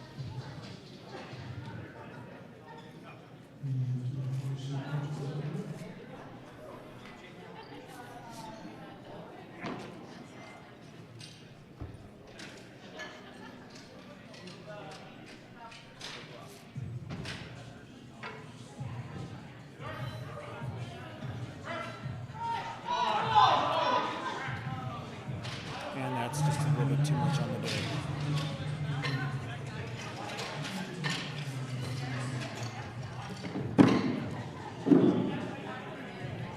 I'm going to take a break for just 30 seconds here. I will be right back.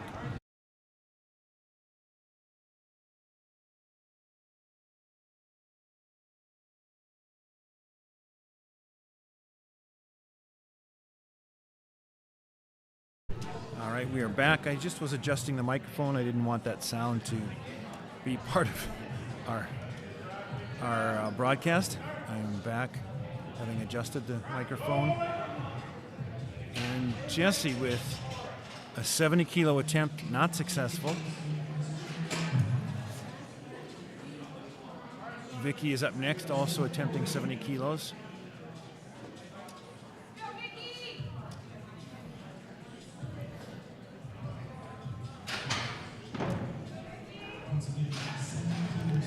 Vicky had a nice second attempt at 67.5. It actually moved better than her first, so I'm thinking she might have adjusted something technically that was an issue on her first, although she was successful with that one as well. And I think a 2.5 kilo jump is just right.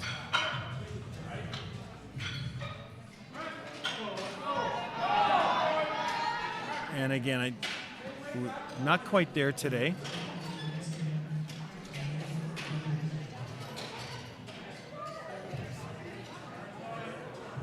Amber is up next. She's making a 5-kilo jump to 72.5 kilos. Oh, sorry, Kristen. I'm sorry, Kristen is making her third attempt at 70 kilos, having been successful at 67.5. We are seeing some of the other lifters filter in for the evening session. Some of the first flight lifters for the evening session are coming in, probably getting ready to go back and start warming up once the deadlifts have started, which will be in about 20 minutes or so from now. Kristen is grinding. No, again, not quite.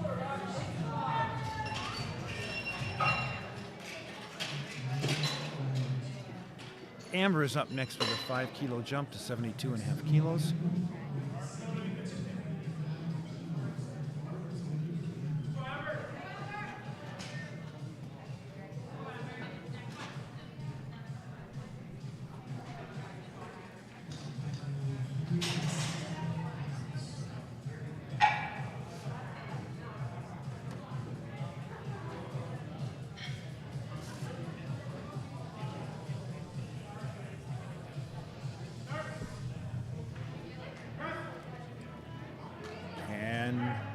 It looks like a good lift. It is 2-1. She got it. She did get one red light, probably, I believe, for butt lift off the bench. But a good lift nonetheless, and she's happy with that with 72.5 kilos. Christy has jumped to 80 kilos for her final lift.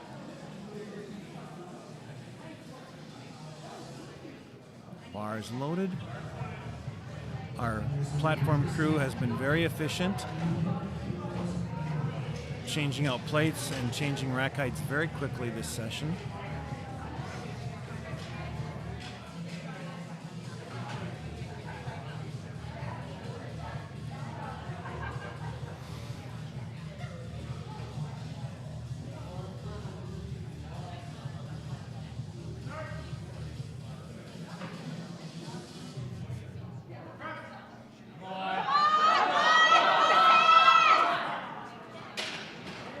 Not quite there on the day, it's just a bit too much.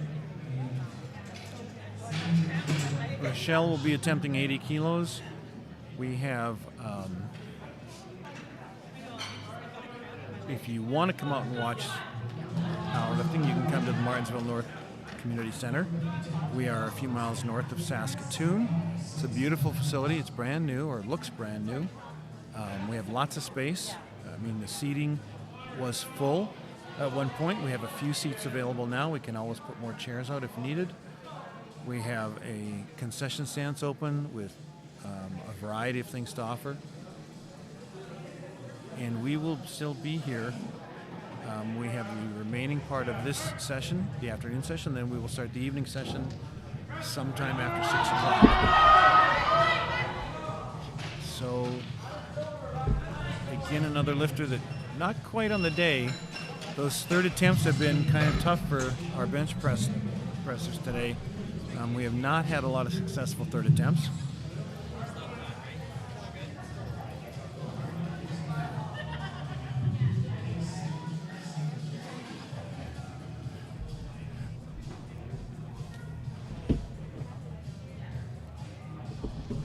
And this is Heather's third attempt at 82.5 kilos.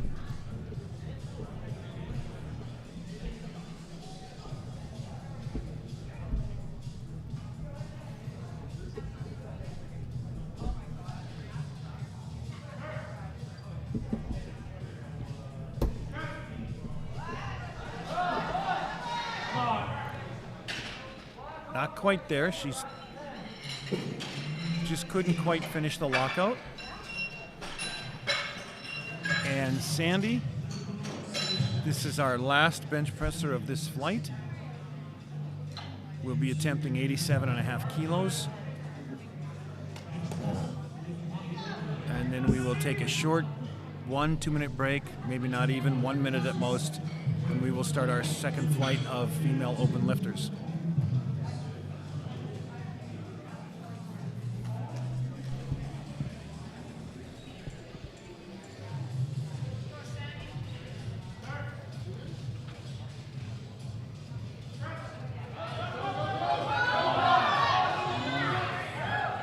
If there was an issue, it might have been an up and down in the middle. Looks like one ref got that, but 2-1, so it's a good lift. Yeah, it's a good lift. That can look different depending on the side you're watching from. For sure, yeah. So as we finish up this flight and we wait to get into the next flight, I was going to ask you about nationals. They're coming up in late February in Moose Jaw. Yep. You and Rhea and Ryan and Heidi are the meet directors, or Yep, yeah, we're all co-meet directors. organizers, or however you call it. Yep. And give us a little bit of detail about what that's going to look like. And you had Westerns in the same facility in March. It was very successful Western Canadians. Like you said, it was as big as a number of nationals in recent years. Yep. So it's a good lead into the nationals in February. Yeah, it was a bit of a test event for us, try and test out a bit of a new setup in the facility. We've used it before a few times in the past, but we want to try. We haven't done a dual platform meet, so we want to see how that flowed and moved in that space. And so it's good to get a test run. I think we've got some improvements we can make for nationals to make it a little better, hopefully. And yeah, we're about a week now from the entry deadline, so entries are starting to really flow in now, and hope it doesn't get too big, as a, What's the magic number? Is there a magic number? I don't think it's a magic number. I'm happy anything north of 500 people. I think that's perfectly handleable. If it gets over 800, it starts to get a little less handleable. Challenging? Yeah, it's just a matter of the number of people you got to get through the meet. And the number of days you have available to you. Yeah. So, we're hoping for a nice, easy 650 to 700 lifters. We're running it in the same facility as Western, so the setup will look pretty similar, but we have a few tweaks we're going to make just to take it to the next level. And I think we got a lot of good feedback on Western. So if lifters are listening to this and you're not competing, if you are competing, great. If you're not competing and you're a lifter or you're a fan or you're a family member or someone who's interested in powerlifting, the nationals are right in our backyard. We don't get the nationals in Saskatchewan very often. So it's a real opportunity to come watch some really high-level lifting. The last time we had nationals was 2016, I think. So we're talking 9 years. Yeah. So hopefully we will host a good event and have a good turnout, and fingers crossed. I mean, anytime you're running something in late February, early March, weather can be a factor, but we've got to hope for the best. And these prairie winters, Well, I'm not going to comment on what I drove through last March. Yeah, for sure. It was not from both directions. If you were coming east to west, it was tough. If it was west to east, you were fine. Yeah. So it all depends. Again, on the weather, Saskatchewan prairie winters can be very unpredictable. Yeah. But people flew into Regina as well.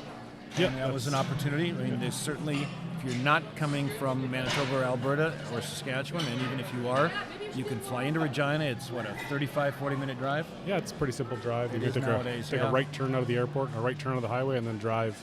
Yeah, because the airport's on the west 60 side. kilometers. Yeah. The airport's on the west side of Regina. Yeah. You don't even go into Regina. No. It's very handy. It's probably less driving than if you had it in Calgary and you had to fly into the I'm the waiting airport for in Moose north, Jaw so. to ask for a Moose Jaw Regina International Airport. Yeah.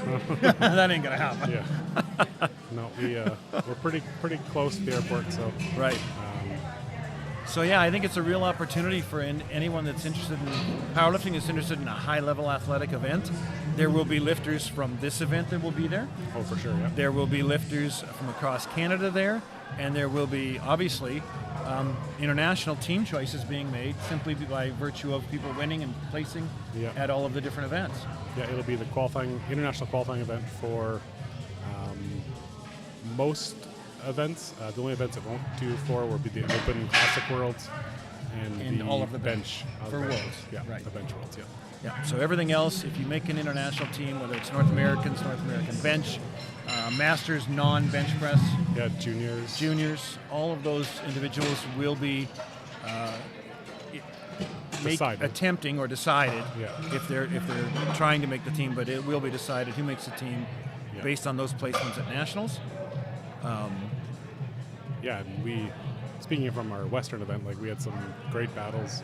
We had some. The one I remember was the one with Bryce and. Of course, Rich. Thank you, Rick. Yeah. The 120 Open battle was. Yeah, it really was. It was a great battle. Lots of hype leading into it, and some trash talk on a little bit of both sides. Yes, a little bit. Yeah. It was a really good show. We had a good show in a number of other classes as well, 83 kilo open. Yes, that was another one. And so hopefully we'll have another good event and good show to watch. And it's different to be in person and seeing it versus watching online. So if you're able to come out and watch, it's always a good time.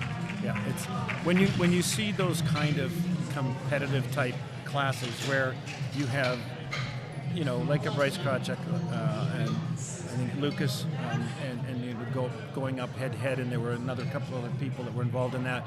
And you see other, like the 83s you mentioned. Seeing that live is a whole different environment than watching it online. It really is.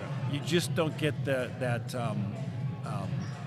I want to say, like if you go to a high-level football game or a playoff hockey game, you can watch hockey on TV all you want. It's not the same. For sure. And I would say that's true of powerlifting as well. Yeah, the energy in the room during that 120 kilo open session was palpable. There was a lot of tension, a lot of excitement, a lot of nerves.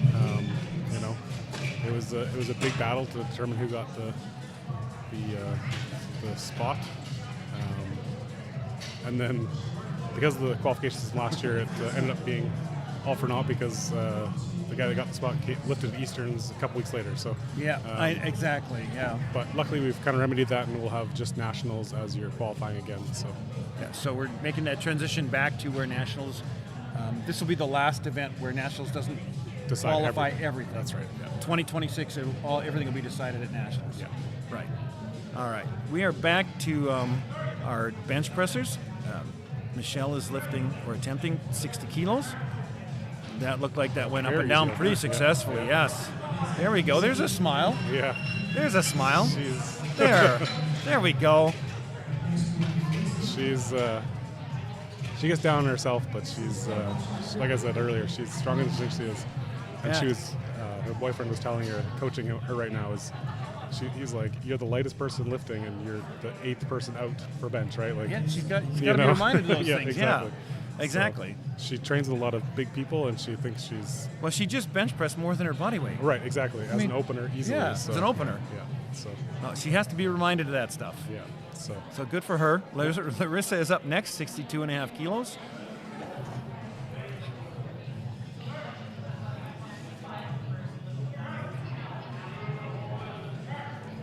That looked like an easy opener. Yeah, good lift. And I mean, there's a lot of pressure.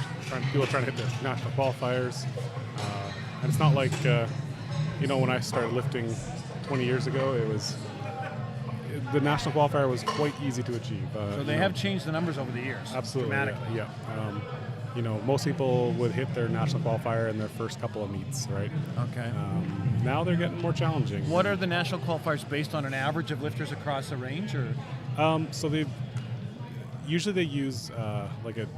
so in powerlifting, if you look at the screen, there's on the far right side, there's a points column there. Yep. GL points. Yep. And that's GL points. Yeah. So it's a bit of an equation to help to normalize across body weights, lifters, and kind of compare. So they use the GL points to try and find like a normalized total. So and just off the top of my head, say you said like you had hit 85 GL points. It's not, you don't have to hit the points, but they'll convert that into a total for each body weight, and then set that based on that usually. So it's a way to go to a common number and then come back to a total that person in that age and weight class might reach. That's right. So I'll use myself as an example. As an M3 120, I believe it's 505 or now it's 485 is the weight total, and that must convert to a GL number that created that. That's right. Yeah, that's how they'll do it. And I know they are currently looking at the qualifying totals again because, we have a 700-person nationals, and we have 4,000 members in the country. That's a pretty high percentage of coming to nationals. That's a very high percentage. Yeah. So I know they are examining that and trying to, work that down to a more manageable number. Because so maybe 10% of the national total rather than 18%. Yeah, exactly. Yeah. We're trying to. Right now, we tend to have a few meet directors that can handle that size of a meet, which means nationals goes back and forth from a few different places, right? Which isn't really what you want. You kind of want. When I started lifting, we had nationals all over the place. I went to Halifax, my first nationals, or my second nationals, Abbotsford, BC. Like it was kind of like everywhere, and now it's a much harder event to run because of the size of it. So, we're hopefully getting back to a point where the numbers are more manageable, so it can kind of go around to more places. Because having nationals in every place, we're kind of waiting on the lights here for Sarah. Right. There we go. Yep, perfect. And having nationals around the country really helps to grow, because it does bring out more lifters locally, right? You have that, oh, nationals this year, that's cool. I think it inspires local lifters. Absolutely. I think it really does. Yeah, and it exposes local populations to the sport that they otherwise wouldn't be exposed to, right? Yep. So, yeah, it's definitely helpful to have it move around the country more. And, some provinces haven't run nationals In quite a long time. Quite a long time. PEI just ran it last year, which was the first time it's been there since I was going to say 2011. In a while, yeah. 2011 the last time they ran it, so it's a long time. I want to say Alberta hasn't had nationals since Calgary, right? 16? Calgary in 2018, I think. 18. Yeah. Quebec had it last in 2017. Okay. We held it last in 2016. Right. So, yeah. And right now, if we were to put nationals in Ontario, which is our biggest Provincial Federation, yeah. Right. We'd probably be looking at over 1,000 or 1,200 people at nationals, which is Wow. it's a lot to put too through many. in a certain number of days, right? Historically nationals have been a week long, and suddenly if you have 1,200 lifters, you have to extend that out to 10, 12 days to try and get through that many lifters. That gets expensive for lifters too. Absolutely. If you want to go for the whole event, which some of us end up doing, whether we have we wear multiple hats, reffing or coaching or two events you might be in. Yeah. You end up having to be there for a long time, and it costs a lot of money. So it's a good lift there. She got a blue card in the front, which would probably be up or down. Maybe a little bit of soft lockout, possibly. That's a good opener for her at 92.5 kilos. Yeah, for sure. She's strong and big opener. So when we have the nationals and you mentioned you have 4,000 lifters and 700 show up to a nationals or 750, that's 18% of the entire total for the country. Yeah. 10% seems like a much more manageable number, and also a reasonable number in terms of, if you're good enough to go to nationals, there should be a standard that. Right, for sure. And I think there's, like I said, in when I started lifting 20-ish years ago, like I said, most people could qualify for nationals within a few events, within a few meets. So it was very much like, everyone's welcome to come to nationals. And it's hard to lose that mindset and actually say, hey, no, this is like an elite event. This is a sport, and we need to be, put in the challenging to get to nationals. Because when you do that, then it'll trickle down. Regionals become bigger events, so the Westerns, the Easterns, Provincials the become Centrals. bigger events. Exactly. So every event level gets more prestigious, right?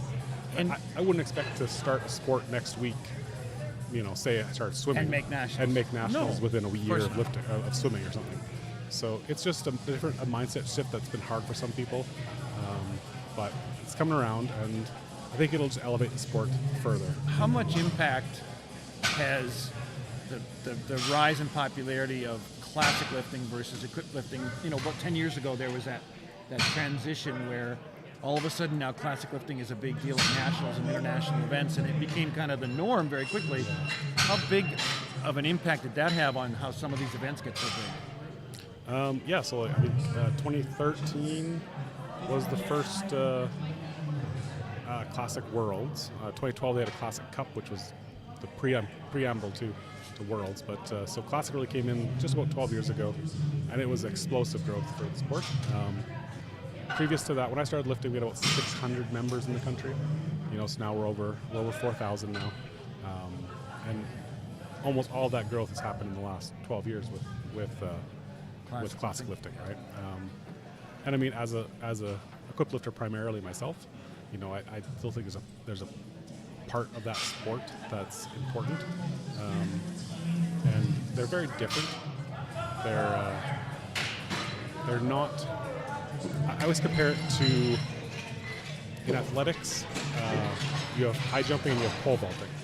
Okay, so both are very similar. You're trying to jump over a bar, and in high jump you're using your legs and a pair of shoes, and in pole vault you're using a giant rod that helps to propel you into the sky, right? Yeah.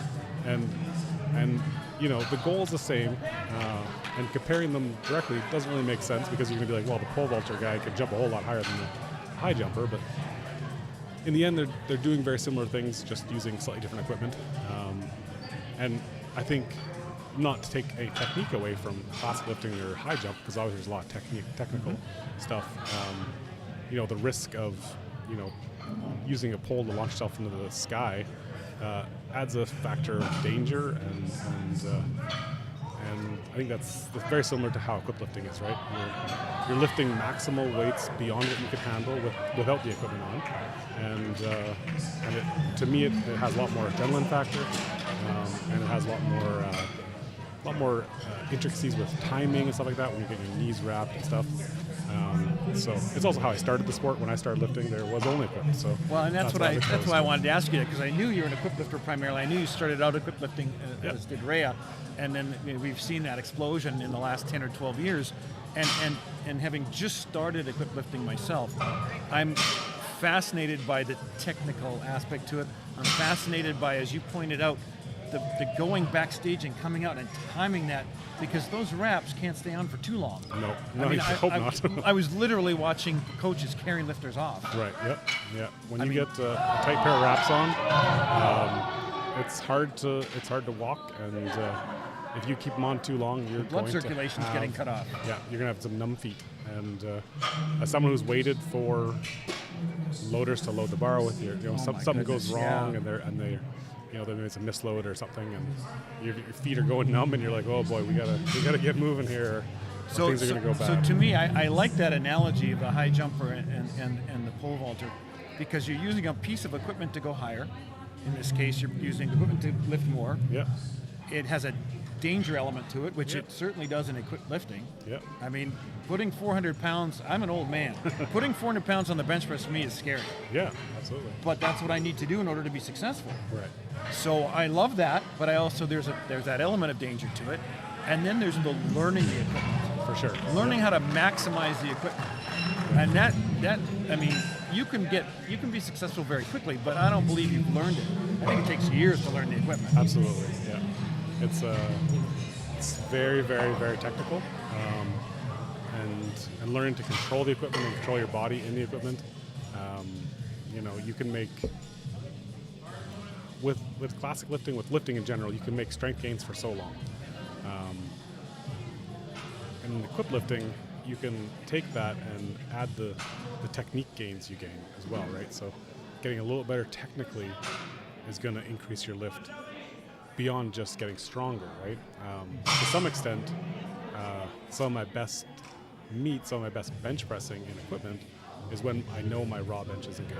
I've been focused so much on the technical aspects of the equipped lifting that my raw benching has suffered and has gone down maybe 10, 15, 20 kilos. But I've gotten that much better technically, which has really helped me in the long run. And it almost, in a sense, I'm being smarter about it by understanding the technical aspects of the shirt. I'm not relying on the pure strength. Right. I'm absolutely. using the shirt to its maximum advantage. Yeah. And I find it, actually, it's one of the reasons I'm trying equipped lifting is because I'm fascinated by how much further I can push those numbers beyond the strength I have at my age. Absolutely, yeah, for sure. So it's a very different aspect or element of the sport. All right, we are into not quite second attempts, halfway through second attempts with Michelle. 65 kilos. And there's another successful attempt. And Larissa's up next at 67 and a half. I know it was a long rant about equipped lifting and stuff like that, which sorry if that bored you too much, but hopefully it didn't bore too many people. Something that's interesting to me, obviously, as someone who's lifted for a long time. I think there's enough lifters at least interested in the topic, even if they're not going to try it. For sure. They're fascinated by it. And it's a hard thing to try if you've never tried it. The thing about equipped lifting is you really need a club around you. I was going to say you need a team, you need a group. Exactly. It's very hard to do as an individual. So I think COVID actually had a real negative impact on it because of the fact that lots of people built home gyms and started training alone and started training raw because that was easier. It's available. That's what's available, right? So, but we see it coming back now. We're seeing more and more lifters coming back to equipment, I think, and it ebbs and flows, I think. Internationally, it's still very competitive. If you go to, you know this better than anyone, if you go to other parts of the world other than North America, lifting is very popular. For sure. It's it's still smaller than Classic because the barrier to entry Classic is much lower. Right. As we said earlier on the earlier stream, you just need a singlet, a pair of shoes, and a t-shirt, and you're good to go. with equip lifting, there's equipment which costs more money. It takes more work to get used to get good in, and lots of times it does need a team to help you, right? It's hard to get into equipment by yourself. So it's another aspect of equip lifting where someone's probably helping you put your equipment on. Basically you're getting help dressing yourself, and then you need help with squats because it's a lot of weight. It can go sideways very quickly. Yes. So one of the things I've noticed in the United States is that equip lifting is actually popular in the high school level. And the reason it's popular is because it's a team sport. Yeah, absolutely. Texas has some amazingly big high school. Midland University as well. High school events. Yep. They run like 10 platform state meets. Huge events. And it's almost all equip lifting. And yeah, like you said, it's a team event down there, team sport. The teams work together. They compete against each other, university against university. Team points. Or high school against high school. They use team points. Yep. So I definitely think, that's why I think there's a place for equip lifting that's definitely got a place to continue and grow, is because it's actually more of a team sport than classic lifting in that sense. It can be for sure. And I'm not taking anything away from the big classic clubs. Oh, no. There are some very big and successful classic clubs, but you still have lots of people who just go in and train by themselves and don't need that team, which is also good because some people, they have weird hours at work and they can't make those team training sessions. But the team aspect of equip lifting is definitely a big part of it, because you're literally relying on people to save your life half the time. Exactly. You are relying on each. It's like it's a team sport in the sense of hockey or football or baseball. You cannot win it as an individual. Yeah, very rarely. I mean, there's a few exceptions. Lifters like Mike Teixeira, the USA, who trained alone for a long time and was very successful. Won the World Games back in 2009. Then went and lifted classic for a number of years before getting injured. Recently came back into equip lifting as a master's lifter, and doing very well again at it. But again, he trains primarily alone because of his work and not his work necessarily, but he was Air Force, I believe, for a long time. That's right. He was in the military for a long time. But now I believe he's out now. His wife is still in the military, so they do move around the world quite a bit. When she gets deployed somewhere, in Belgium. So, he trains primarily alone, but trains in equipment alone, and it's hard. Someone like Bryce Krawchuk did it as well. A lot of training alone in equipment. And that takes a mental discipline. Absolutely, yeah. It's not easy. Even during COVID lockdown, my wife and I had each other in a garage, trained together, and even just spotting her by myself is hard, right? So even having one spotter isn't quite enough when you're talking about the loads people are lifting. So. Right. Ooh, it's a little heavy on Jenny's second there. A little heavier on not quite there. She hit 92 on her first one and missed 95 there. Just a little bit. Looked like we got a little bit out of the path. Yeah, I was going to say a misgroove maybe. Yeah, 92 moved quite well on her opener, so we'll see if she can come back with that in her third. Jess is going to reattempt her second here at 42.5. Yeah. She made a 5 kilo jump to 42.5 on her second and missed it. So she'll reattempt it here.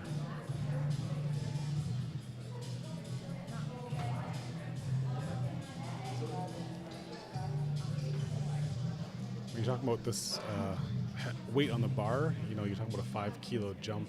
That's 10%. It's over 10% of the bar weight, right? So 5 kilos doesn't sound like a lot, but percentage-wise, it can be a lot. Yeah, so. I think people have to realize the percentage jumps are more important than the actual poundage jumps. Exactly. So, and that can be a disadvantage too, because you can only make the minimum jump you can make is 2.5 unless it's a record, right? So, so someone who's benching 50, 55 kilos. It's 5%. It's 5%, yeah. So I mean, for someone benching 200, that's a 10 kilo jump. That's right, exactly. So it can be hard to make a small jump sometimes to make that kind of progress. I know in our gym people will train with the record plate so they can make 1 kilo or half kilo jumps just to try and keep progressing without having to make such a big percentage jump, right? Florence here attempting 50 kilos for the second time. Yeah, again, unsuccessful on our second attempt.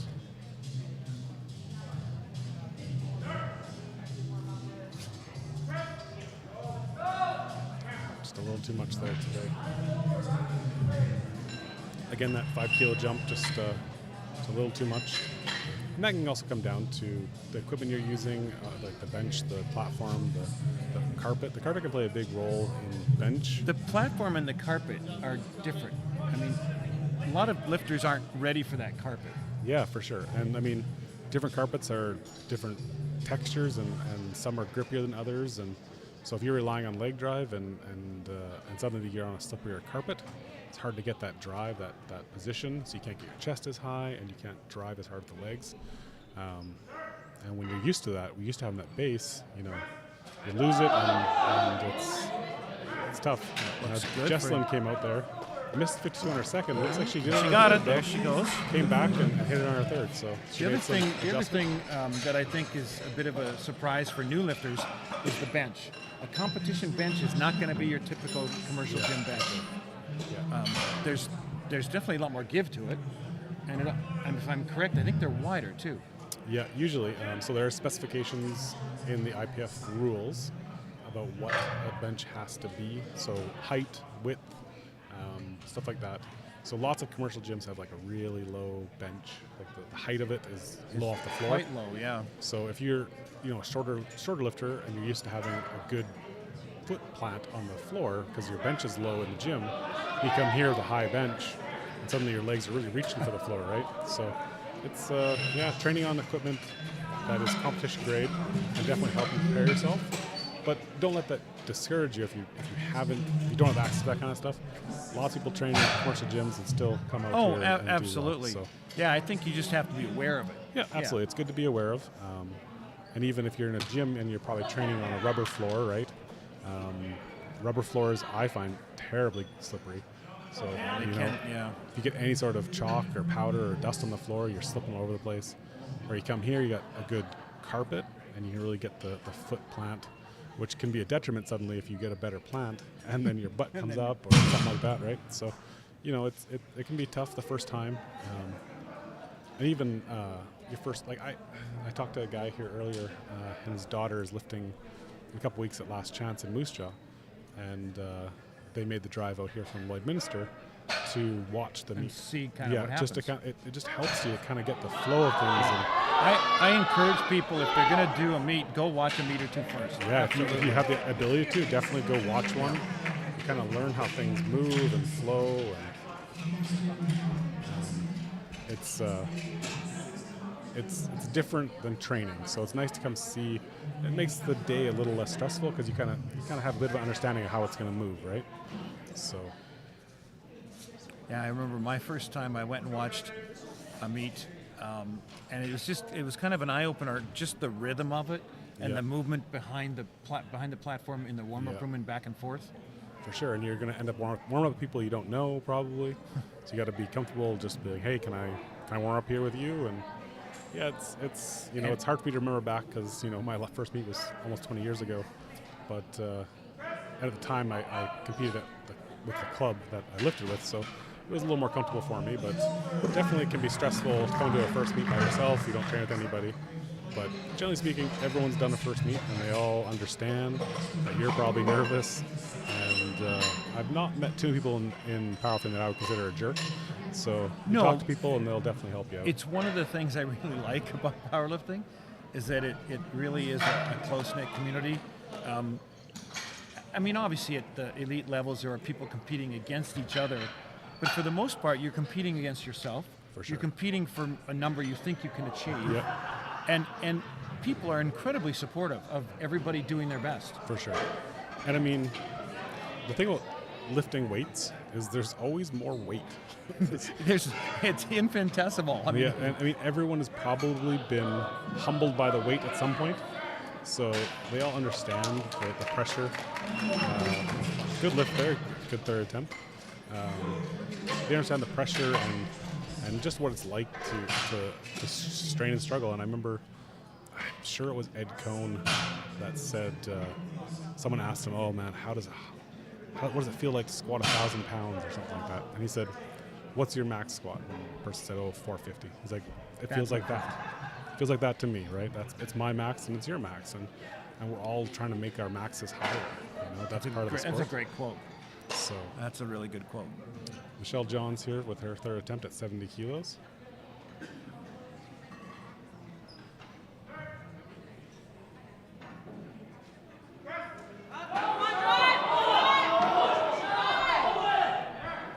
Fights through that. And she gets 2 white lights. Good That's got to be Michelle. a big confidence boost. Yeah. 3 for 3 on the bench. 3 for 3 on the bench. So struggled with her squats, but went 3 for 3 on bench there. That'll make her feel good going into deadlifts. Yep, hopefully. All right, Larissa is taking a 5-kilo jump to 72.5 kilos for her third bench press attempt.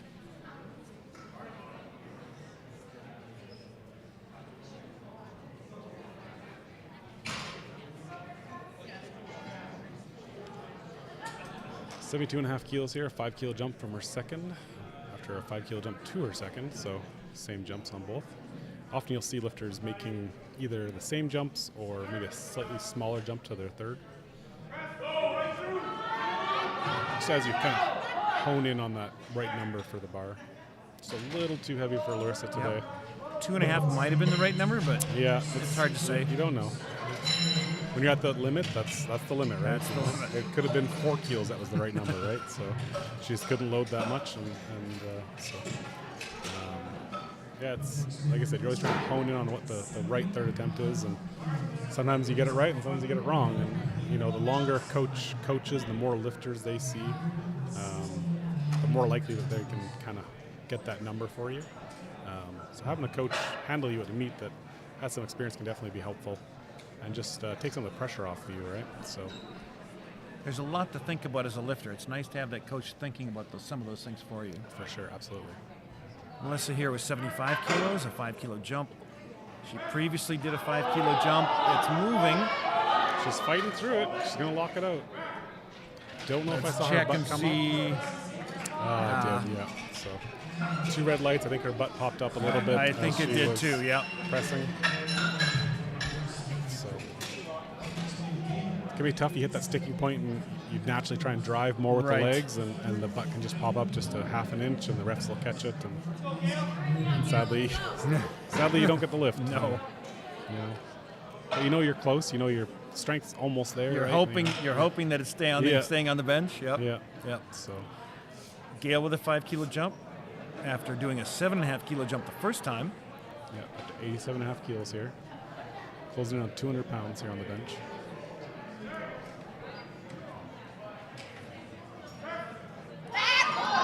Just a little too much there. Yeah, it's a bit too much today.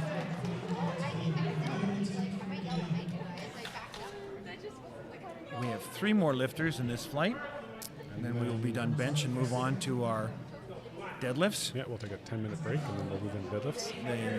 The platform crew will tear down the platform, the bench setup, and get us set up for deadlifts. Sarah here with 87.5 kilos.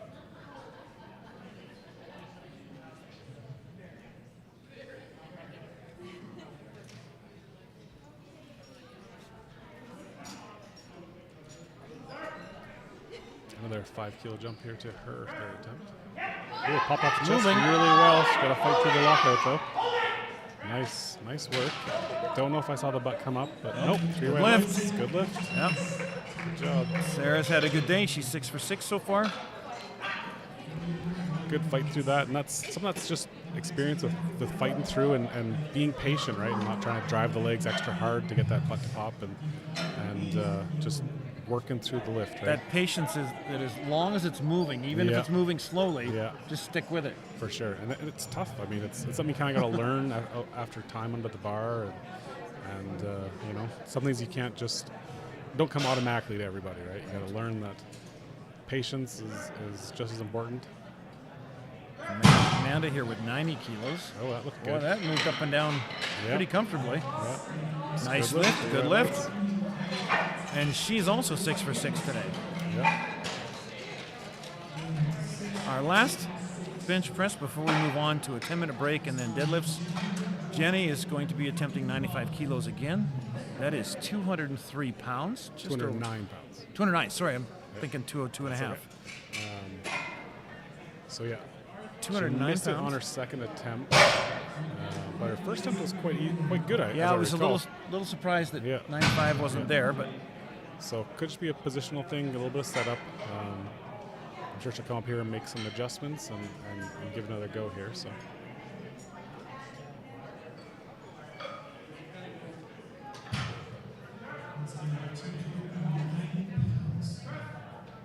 There it goes. Oh! Could she fight through? No, just a little too much today. Thought she was going to get through that. I thought she had it too. Yeah. Yep. Good try. Good try. All right, we are going to take a 10-minute break. Deadlifts will be up in 10 minutes, and we'll come back.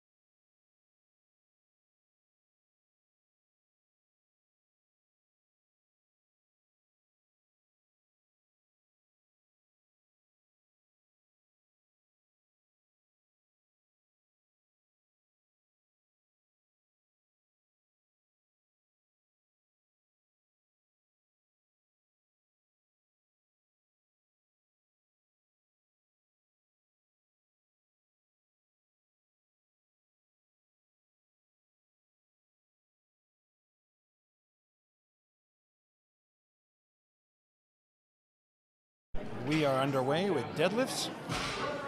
Our first flight, and Jesse Warren is our first deadlifter, opening up at 117.5 kilos and successful.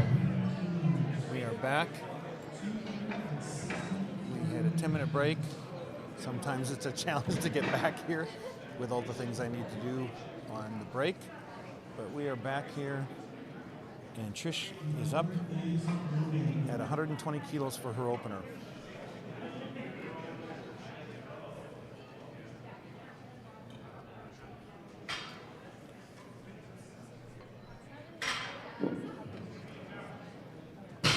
Successful lift for Trish.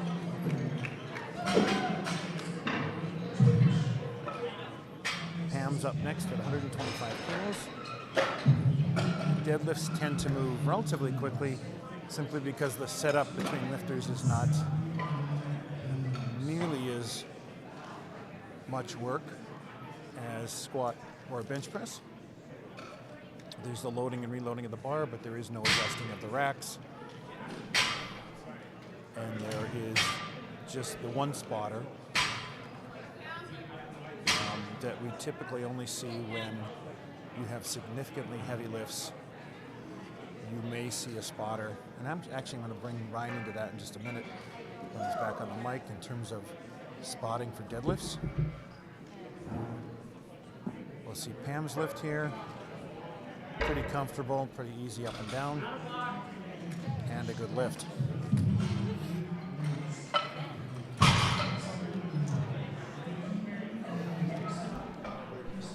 So Ryan is back with us. Yep. And I had a question for Ryan because I know he has the expertise and has the answer to this.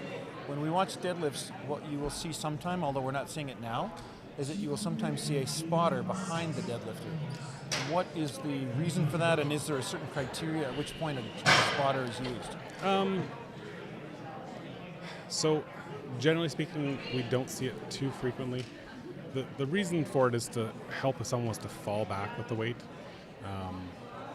But that it can go either way, right? If someone falls back and you're holding onto a weight and I just want to step backwards and suddenly I step back onto the spotter, things might get worse than better. So we don't generally see back spotters in the deadlift. I know a few times internationally, some lifters who've had issues with getting lightheaded after deadlifts and even passing out right after deadlifts will ask for someone to stand nearby just in case. But we don't see it too frequently. I actually, having done now a few meets, I'm not an experienced lifter, but I've done a few. I prefer not to have a spotter behind me. Yeah. It kind of throws me off a little bit. Yeah, for sure. I'm someone who's gotten lightheaded a few times on deadlifts. I've taken a knee after deadlifts before when I got a little too woozy. But I see them sometimes and they're very close, and I think that would maybe throw me off. Now, maybe I wouldn't notice it. It's hard to say because I don't think I notice it with squats. But for deadlifts, I've never had a back spotter, and maybe I wouldn't notice it usually in the moment anyway. But yeah, definitely if I'm stumbling back with the weight in my hands and I step on someone else's foot because they're trying to spot me from behind, it could go worse than just letting me stumble, right? Right. And the only thing I can see it being an advantage for is if the platform is set up in such a way that if you were to fall back, you might hit a hard surface. For sure. Or absolutely. Or there's a potential to stumble off. I know that the platform at Worlds, Open Equipped, I believe it was a step-up platform. There was a ramp on the back, and it was up about I would say about maybe 8 inches off the floor, off the surrounding floor. Significant rise to the platform, yeah. So there definitely can be some danger, right? Even here we're working on a wooden platform with carpet, but just behind it is a tile floor. Right. If someone was to fall back, hit their head on that. Hit their head on that. It could be very bad for sure. I was being a little bit inexperienced in terms of the rules regarding powerlifting. I thought maybe it had to do with at a certain weight there was a cutoff at which someone was a spotter. No, not necessarily. Usually it's per meet. Okay. We don't normally run that in Saskatchewan, and you don't see it too frequently across the country, I don't think. But again, like if you're a lifter who you have issues with getting lightheaded after deadlifts and maybe passed out before, That you might certainly ask a spotter to stand behind you just in case. But I've seen people go forward just as much as they go backwards, and there's no one standing in front of you. So. There's no standing in front of you. Yeah. And I actually just recently watched a local meet somewhere else where they had a back spotter, and it didn't help because the person wasn't paying attention 100% of the time, Right. and the person got woozy at the one moment that the person looked away. Right. So Absolutely. it didn't matter anyways. Yeah. So, no, and I mean, as a spotter, it's tough. It's very especially tough. in the bench and squat. You're pretty on because you're watching a barbell, but for the back spotter and a deadlift, you're probably not doing anything 99% of the time. So I could see how you might get, you're worried about next load and not necessarily paying full And that's attention. exactly what the person was doing, was checking the next weight to see what the load was going to be. Yeah, for sure. Yeah. And hopefully no one got injured in that situation. They but, did not. Nope. It But was. yeah, it can get dangerous. So we are watching our first flight lifters with their deadlifts, and so far all have been successful. Here's Heather at 142.5 kilos.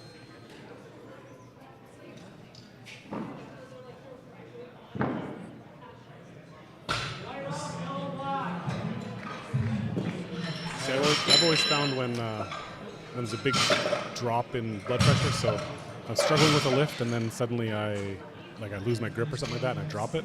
And that's when I'll get lightheaded, like that big drop in blood pressure from dropping the bar is when it usually gets me. And I kind of know that now, and I can take a second when I stand to kind of reassess. Am I okay? And sometimes I've said I've had to just go down to one knee just to make sure. But it's definitely something to be careful with. You're really spiking your blood pressure, doing all lifts, and then suddenly when that load is released off your body and your blood pressure drops, Exactly. it's same as any other situation where your blood pressure would drop fast. You're going to get woozy, you're going to get passed out possibly. So kind of being aware of your body and it can be helpful. Knowing, if you know your body and you know when those things happen, you know how to adjust for that. Yeah, and if you feel woozy, just take a second, reach out to a spotter if they're standing there, just to get a steady hand. And All right, first deadlifts are almost done. This is our last deadlift in the first round of attempts. Amber is attempting 167.5 kilos for her opener.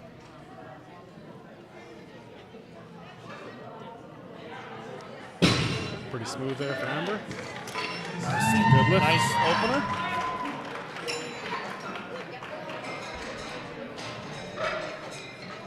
We're starting our second attempt here with Jessie Warren at 125 kilos.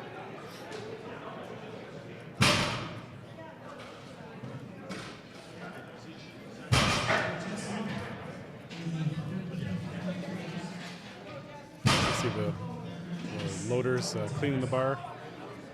Beginning here between attempts or between rounds, they'll clean the bar to make sure there's minimal amounts of debris or chalk or baby powder on it, so everyone gets a good grip. And the chalk that lifters are using can build up on the bar, correct? Absolutely, yeah. So unlike most gym bars, which have a very smooth knurling, these bars have a very deep knurling, and the chalk can really cake into it.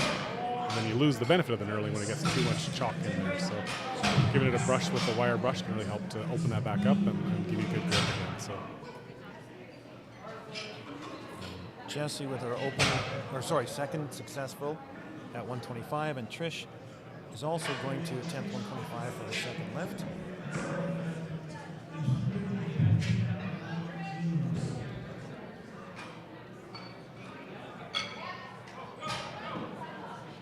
pulls that in pretty good. Looks good. Referees give 3 white lights on that. It's a good lift. You mentioned the bar. One of the things I've noticed, obviously, when you train in commercial gyms and you train in powerlifting gyms, there is a standardized bar for Canadian powerlifting and for IPF, international powerlifting. Yep. And that can be sometimes very different from a standard commercial bar. For sure. So the barbell, as almost everything else in powerlifting, there's specifications required for it. And the bar can be between 28 and 29 millimeters thick. So lots of commercial bars, because they're cheaper, will actually be like 30, 31, 32 millimeters. So they'll feel thicker. But to try and make up for the lower quality steel to give it some rigidity. So the bars mostly used in competition are going to be 29 mils, and then they're going to have standardized marking at 81 centimeters, which is used in the bench press, just to get used to, or to set the maximum grip width in the bench. And then obviously they're used throughout for people lining up their hands when they're squatting or deadlifting and whatnot. So yeah, but they're all standardized 81 centimeter markings, and then they all the competition bars have very aggressive knurling on them, really making sure that lifters have the best opportunity to grip the bar well. It's a good lift there for a second attempt. We've had all good lifts so far for deadlifts, so that's what you want to see. Next up will be Melissa, attempting 140 kilos,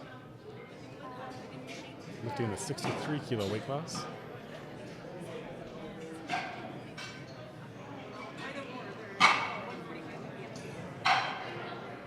Looks good with a good second attempt. Referees say 3 white lights. Lift. Vicky coming out for the same weight, 140 kilos. So, and in provincial level here, but all Canadian Powerlifting Union and then IPF, that standardized bar, you see in some other federations, primarily in the United States, they will literally have deadlift bars and squat bars. Right, yep. So some federations will allow you to switch the bar between attempts, but in the IPF, and obviously for us as well, we follow their rule sets. We have to keep the same barbell throughout all lifts. So it's just a power bar versus some federations with the squat bar and the deadlift bar, where a squat bar is going to be a thicker, longer bar usually to reduce whip. And then it will be deadlift bar will have a thinner, like a 27 millimeter bar, so it has more whip, which will give more advantage. So the bar flexes more off the floor. But for us, we're all using the same bar for all 3 lifts. The only reason the bar would ever be changed out in the meet would be if there was some damage to the bar. Something was to happen to the bar and it got bent, then they'd swap it out, but it'd be the same type of bar. There'd be no switching for a thicker bar or a thinner bar. Yeah, I never quite understood why federations would allow a stiffer squat bar or a whippier deadlift bar, other than it gives the lifter a huge benefit, especially on the deadlift. Yeah, definitely, Ken. I think the deadlift bar, I've only ever pulled on one once before, and they're trickier than you think they are. They really kick you around if you're not used to that extra whip. But once you learn, using that kind of bar, it's going to be a big advantage. Basically, with the bar bending, you're lifting from a higher position, so it's almost like you're raising the whole barbell off the floor a little bit and doing like a block pull. It's like doing rack pulls or block pulls. Yeah, exactly. Yeah. So, but it can definitely kick you around a little bit when you're not used to it. So. And it's one of the things I like about our federation and about CPU is that we're all using one bar all the time. Yeah, it's makes it easy. You can buy one power bar, train on it, and the bar at the meet's going to be pretty similar. You can go and buy the same bar that we're using here, the Alico. Would be considered the top of the line bar, basically in powerlifting. It's going to cost you a lot, but if you take good care of it, it'll last you forever. So. All right, we are almost at the end of our second attempts for our deadlifts. Heather Anderson is up with 152.5 kilos. This is a 10 kilo jump for her.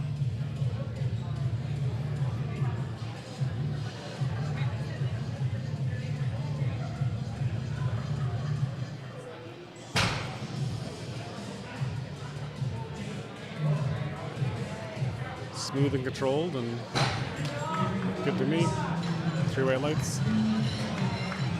I noticed some deadlifters, even conventional deadlifts, obviously with sumo lifting, you'll see that slow pickup off the ground of the bar as they're getting into position.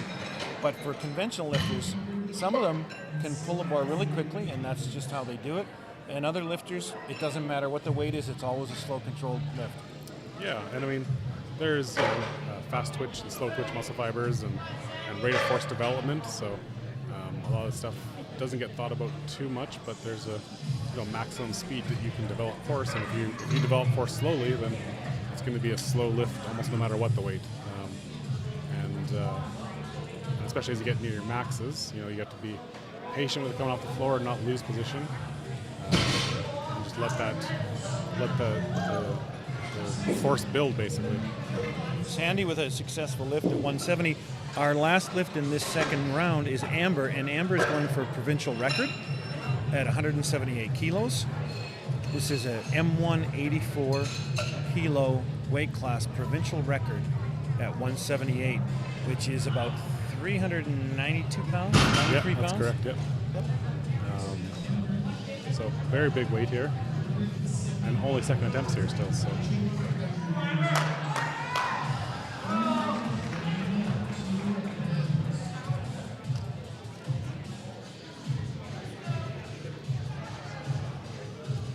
See Amber opting to put wrist straps on the deadlift here.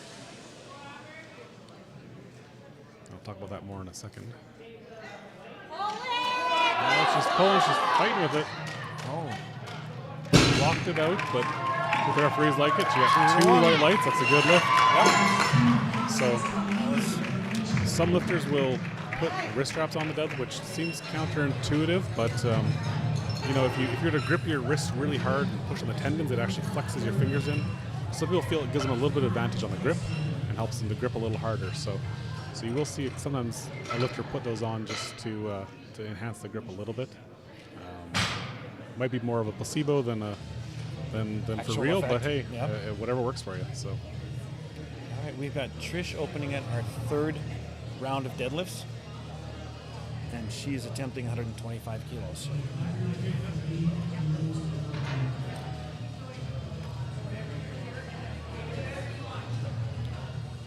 Yeah, so we're starting our third round here. Our spotters and loaders are flying through these lifters. Yep, this flight has gone very quickly. Yep. Which is good because we still have one more session tonight. So Yes, we do. it'll be good to start that one on time. I think we'll be really close to on time. Pretty close. Yep.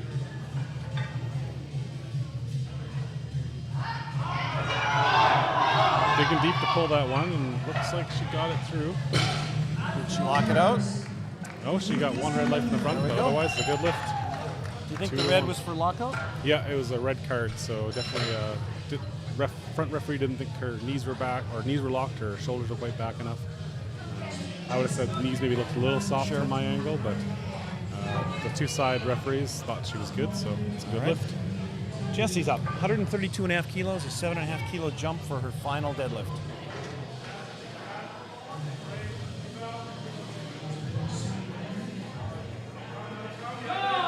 Taking her time with it, but it's coming up.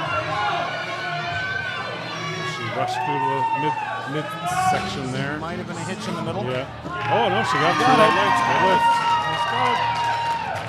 Yeah. Maybe more of a pause than a hitch. Yeah, it's hard to say, and I mean, in the moment with the referees, it's hard to know for sure what you feel like there was a hitch And there. they've got a better angle than you. Yeah, absolutely. Different angles.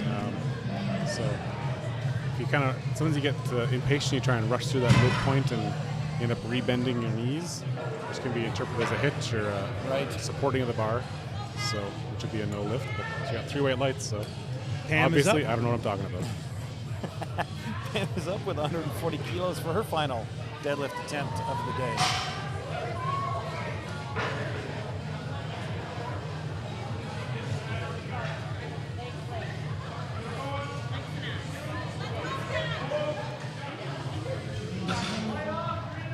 Like that moved pretty well for their attempt. Yeah, it did. Good lift. She's happy with that. Nice finish for her day. 145 now for Christy. Pam went 8 for 9 today. Yeah, that's good. We had a real run of third benches there that didn't go so well. No, that was the one part there. Yeah, but lots of people have made every attempt except for the third attempt bench. So. Exactly. Third benches, I think, were probably PRs and a bit of a reach for a lot of people. For sure. Yeah, that's what the third attempts are for. So, Christy out of Foundation Fitness in Regina, attempting 145 kilos.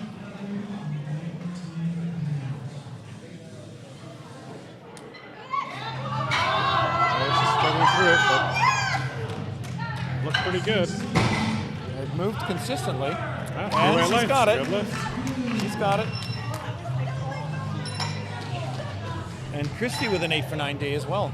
Yeah, good day. See, it got to her knees, and then she had to really fight with it there, but she pulled it through. Vicky is going to attempt a 7.5 kilo jump for her last deadlift at 147.5. 325 pounds. Just going to clean the bar a little bit here.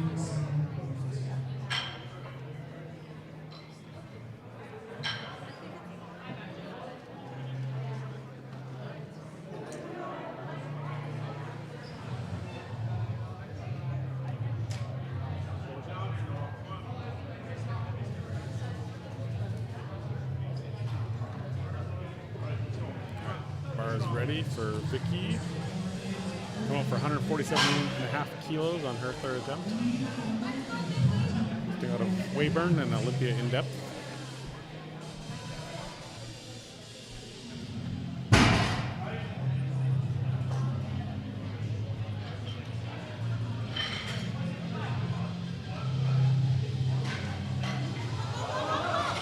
It's a little too much today, but otherwise she had a good day of lifting there. Yep.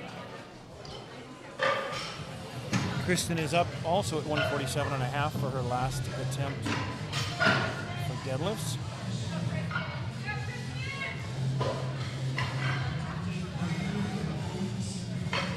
Kristen also out of Weyburn and Olympia in depth.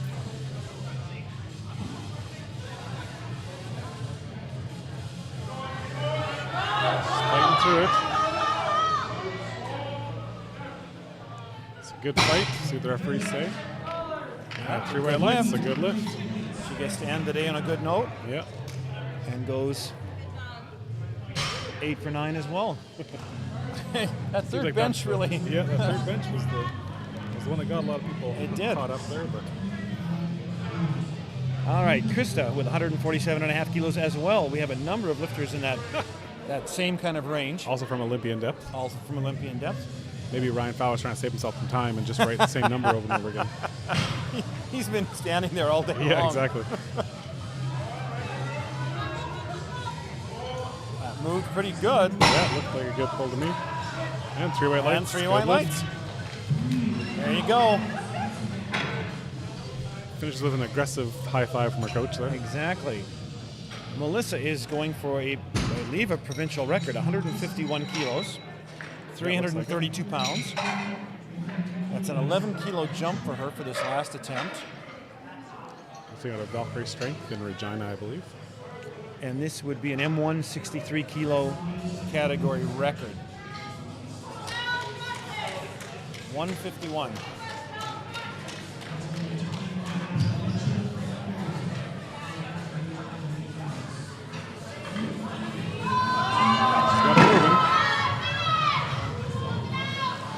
Finish it.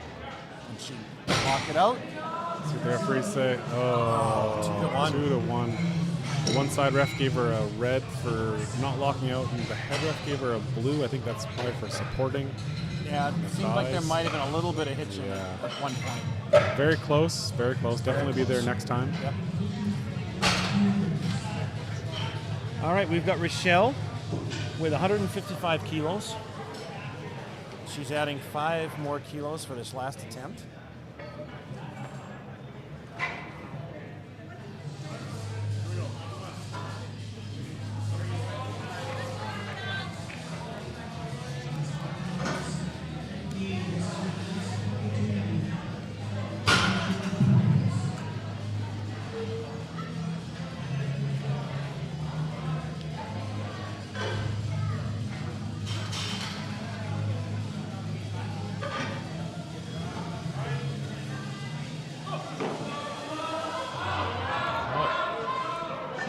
Like a good third attempt.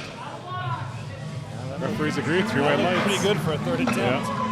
Yeah. She's got to be happy with that. She went 8 for 9. I'm going to say 8 for 9 a lot. Yeah, That's only apparently. because of that third bench. Yeah. That's Good day for her. Yep. Heather is up. Heather is adding 7.5 kilos to the bar. 160 kilos for her. Yep.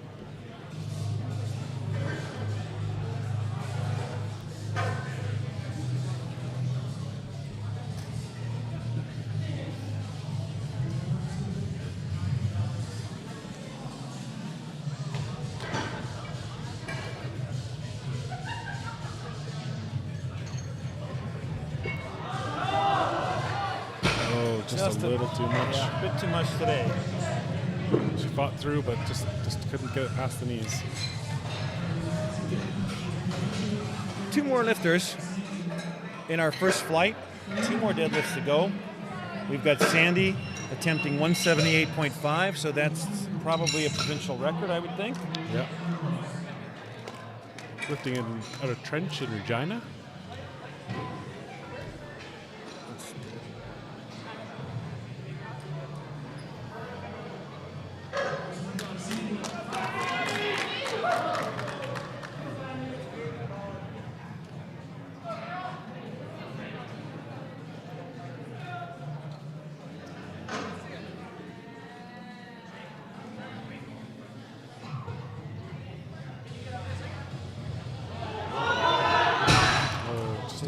Too much today. A bit too much today.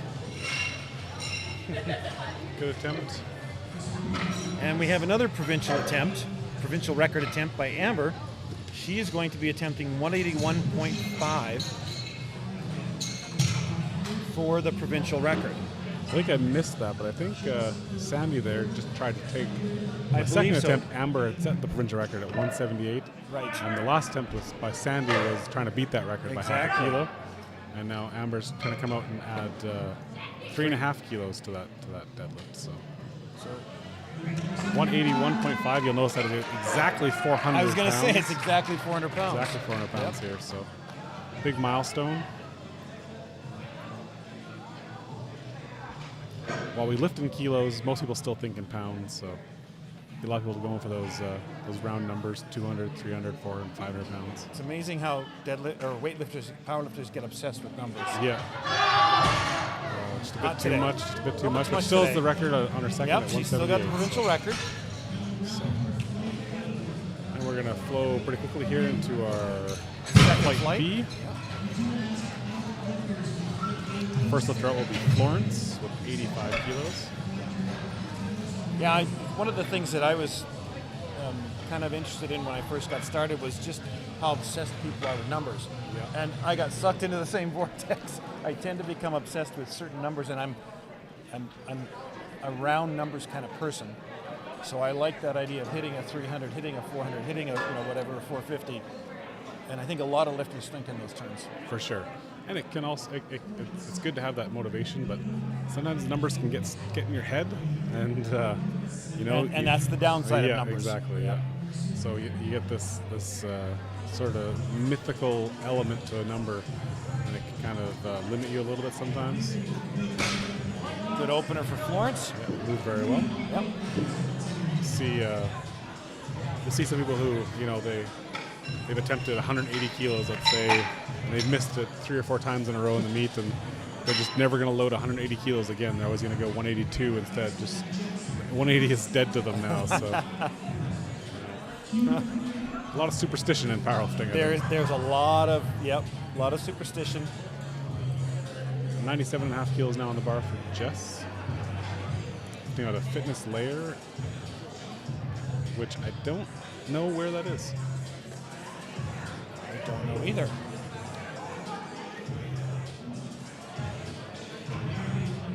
I'm going to try and look that up here, but Could that have been Unity with Shauna it could be coaching Unity. her? Yeah, I see Shauna is coaching her, so definitely could be Unity sketching.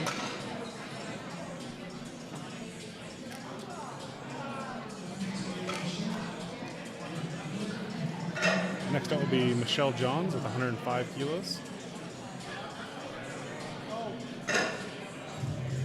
231 pounds.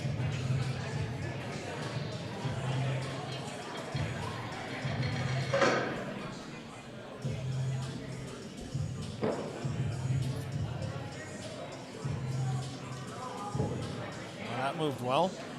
Very quick opening attempt there for Michelle. Good opener for her. Lights. Yep, she's happy with that. We have Melissa next, opening at 110 kilos.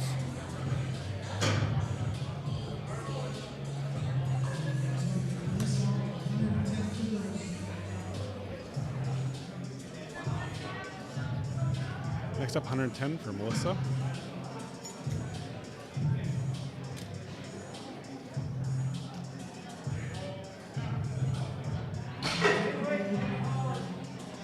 It's a good lift. A good opening attempt. And we have Jesslyn with 110 for her opener as well.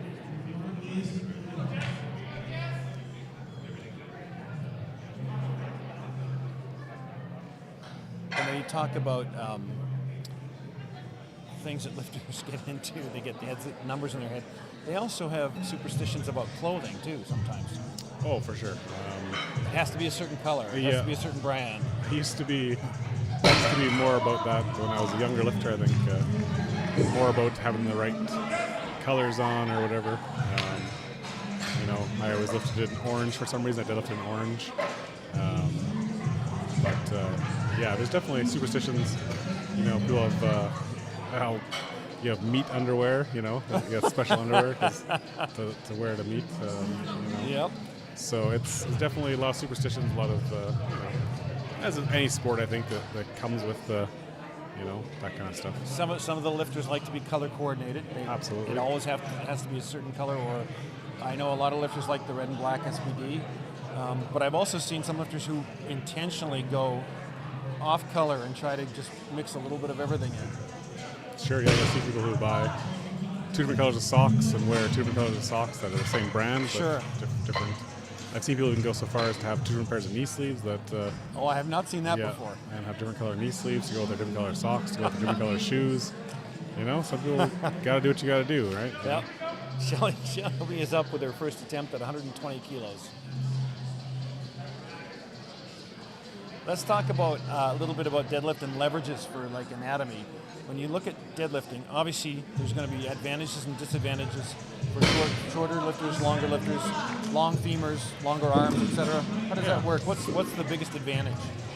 I think usually you see a taller lifter is going to be a better deadlifter versus squatter.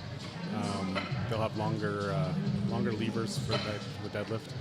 Not to say they couldn't be a good squatter as well, but you kind of see that archetype where you see a shorter lifter, they're usually going to be a better squatter and bencher, and then usually a slightly less adept deadlifter. So leverages have a lot to do with powerlifting and trying to maximize your leverages, whether that's through your chosen stance in conventional or sumo, or even modifications of like your actual stance width or your grip width in deadlifting. Can all play into just how you're anatomically built. And I mean, there's a lot of different things. Besides just being a tall lifter, you might have long femurs versus short torso, or short femurs and long torso. These can all change to what is a better technique for you to use. But a lot of it is just kind of playing around with your technique and stuff over time, getting a coach that can kind of help you to identify what might be the best way to lift. But most lifters can get into the sport without needing a coach. It can certainly help, but you can find free training programs out on the internet, that can help you get started. And but it's always good to have someone giving you some visual feedback too, right? Jennifer with a quick up and down. Very fast opening attempt there. Good lift at 132.5. And Jenny is going to open with 155 kilos for her opener.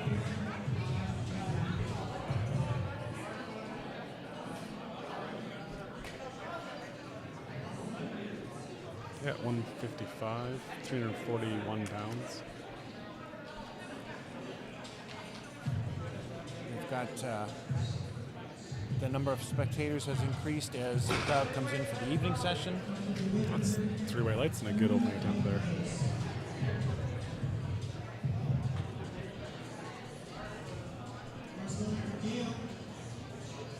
scale coming out to 155 kilos as well.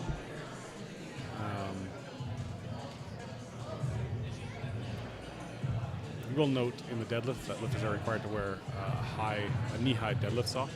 Also protect the shins. Back when just before I started lifting, socks weren't required, and you end up getting a lot of torn up shins and blood on the bar, and constantly stopping the meat to clean the bar and stuff like that. So you're now required to wear a long sock to protect the shin a little bit and reduce the amount of bleeding on the bar. So yeah, I was going to say that it was due to the injuries on the shin, and then it would delay the delay the meat. Yeah. You're stopping every other lift to try and clean the bar. So that's one thing when I said, you need a singlet and a t-shirt to get started. You also need, a pair of deadlift socks as well, but they can be any sort of knee-high socks. They just can't come above your knees. Any knee-high athletic sock, as long as it comes up to the knees. Yep. Right. 70 kilo opener for Amanda there. That's a big opener for Smooth Amanda. and control for Amanda to start. And Sarah with the last lift in the opening round of deadlifts. Opening 175 kilos. 175, 385 pounds. Yeah.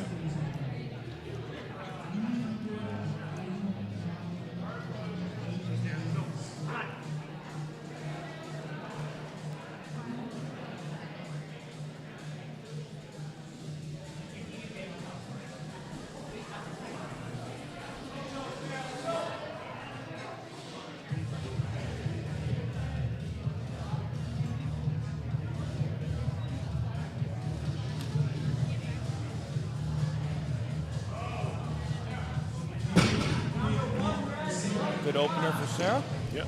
Like a strong opening attempt there.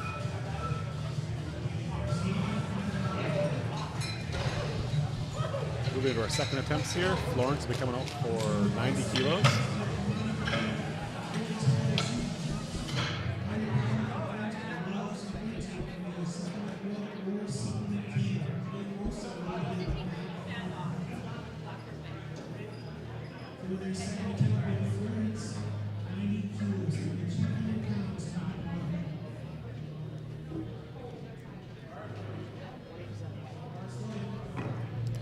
Bars loaded for Florence.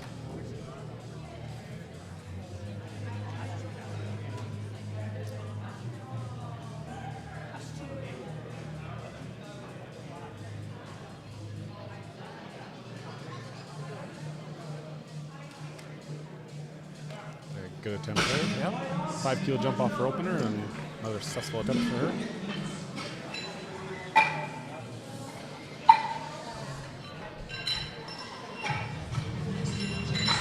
Next we'll have Jess Anderson with 102.5 kilos.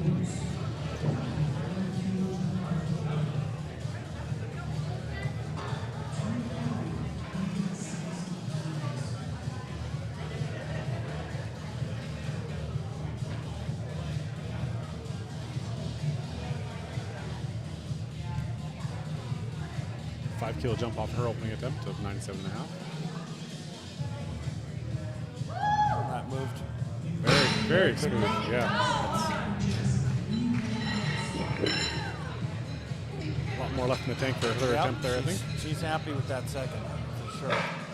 Michelle Johns now coming out with 110 kilos, 5 kilo jump again.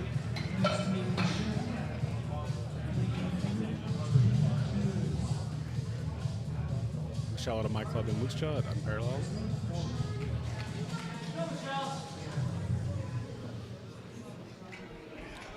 She struggled a bit in the squats, but had a good bench session, and see if she can put some more deadlift kilos on the board.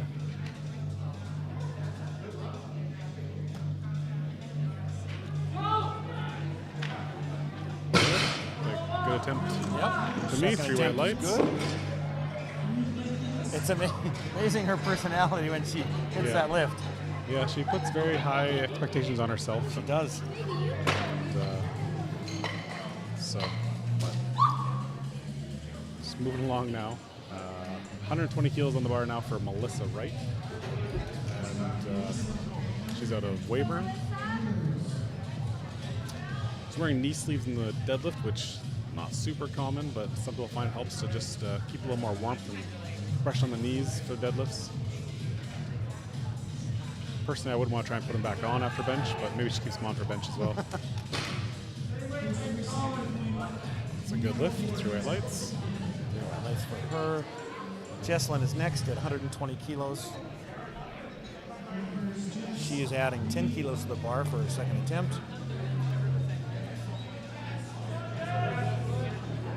110 moved very quickly for her on her first attempt.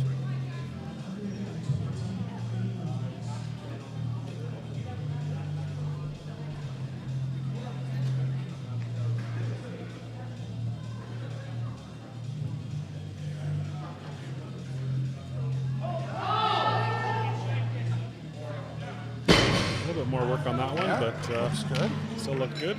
3 white lights.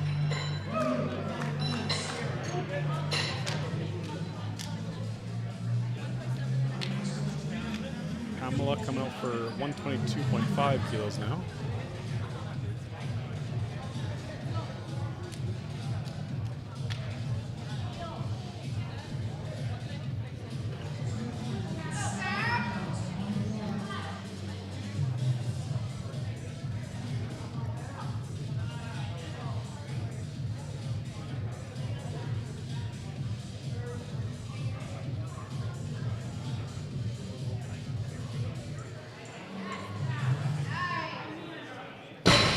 Really well for a second attempt. It did. 3 white lights. Good lift. Happy with that one. Shelby is up next. Shelby is moving up 10 kilos, taking 130 kilos for a second.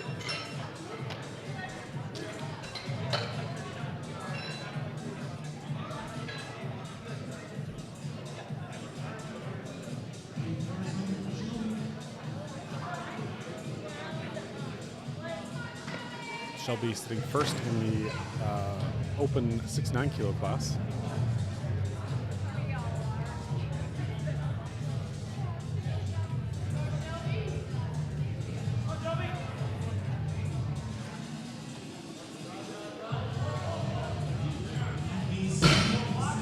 Like a good second attempt. Yeah. 3 white lights. And Larissa is next. She's adding 7.5 to 130 from her first lift, 137.5 kilos. She is out of the Olympia Club in Weyburn. Just passing the 300-pound line right now. Just over 300 pounds.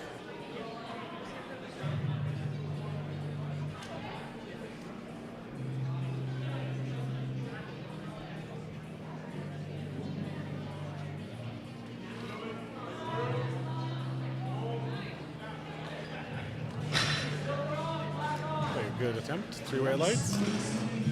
Good lift for her. Setting herself up for a good third now. 140 on the bar now for Jessie Young. 10 kilo jump off of her second. You can see, you can't see it on our screen, but in the building, a lot of the evening lifters are now coming in, going back to the warm-up area, getting ready to warm up. Yeah, we're about 40 minutes from the start time on the next session, so very good second attempt there for Jessie. 3 white lights and a good lift.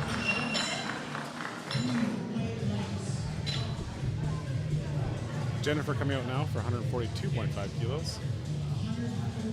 315 pounds basically. That's the 3 45-pound plates at the gym. That's the other the discs. How many wheels on the bar? Milestones people like to chase is the 45-pound plates. So yeah. We got 135, 225, 315, 405. 405. Yeah. Yep. Nice lift. It's an easy second attempt. We have 4 more lifters left for third attempts in this flight. Then we will get to the awards. We will shut down commentary and let you watch the awards at that point. But we do have 4 more lifters left. Jenny is up. Third attempts too. I missed. We're jumping ahead a little bit. I've been here too long. Yeah. We have another round of attempts. We're on second attempts, not third. That's right. Excuse me. Yeah. These would be very easy third attempts. 165 kilos here for Jenny. Smooth to the lockout. Then she had to work for it a little bit, but Referees, she got 2 reds, so it looks like a red card and a blue card. One for lockout? One for lockout and one for supporting, I'm guessing, on the legs. So, okay. A couple little technical things. The strength is there. I think maybe if she just took a second longer to finish the lockout a little cleaner, she'll be good. Gail is up, 165. 10 kilo jump for her.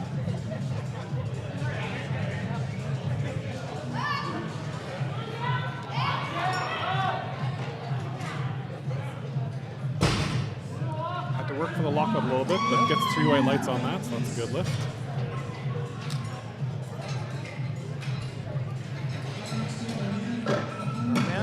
Amanda's attempting 180 kilos, a 10 kilo jump, and just under 400 pounds, 396 pounds.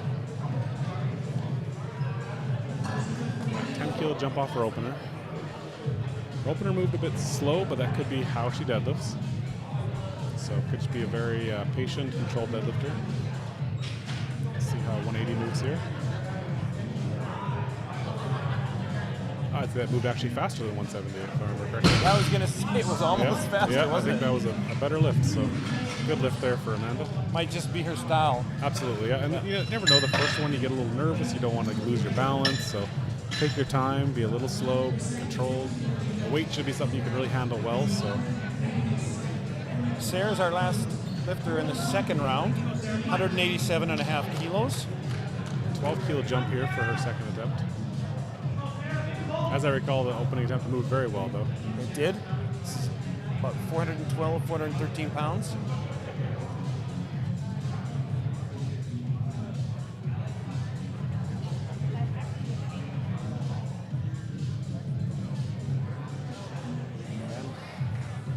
That's a pretty nice second. Yeah, still moved well. 3 white lights there, so. There we go. We are just about to enter our final third round deadlifts for our open female lifters. Florence here with a jump to 100 kilos. A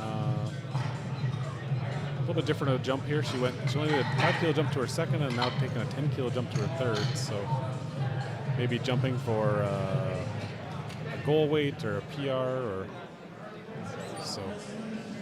See those moves. I think 90 kilos moved quite well. So.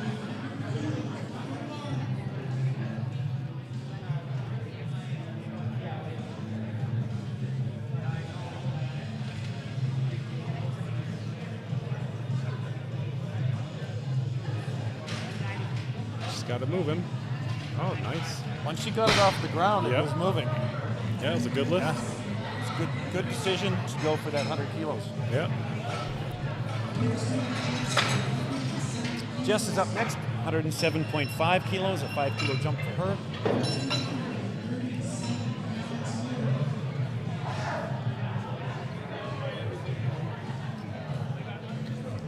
Another 5 kilo jump for Jess here, going to 107. Sitting at second place in the 84 kilo open category.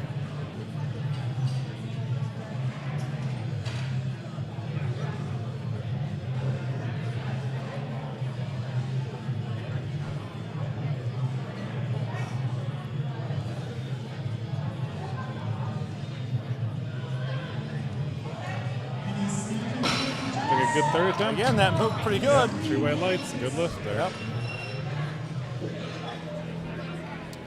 Michelle John's now coming out for 115 kilos.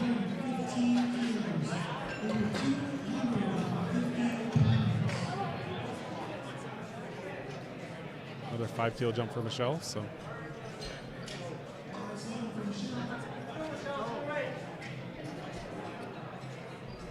Let's go, Michelle. Come on. So this is approximately 2.35 times her body weight. 105 and 110 moved well. Yep, pull. 115. There we go. Slow grind around the shins, but once she got past that, yeah, it was a good lift. She had to good lift. She did well. Fight through the sticking point, but once it got to her knees, it really flew the lockout. It did. So she's happy with that. 3 successful deadlifts. Melissa is up next at 125 kilos. This is a 5 kilo jump for her. And as we said previously, third deadlifts, either you're looking for PR, you're looking for placement possibly in terms of on the podium, or it might just be to add to a total.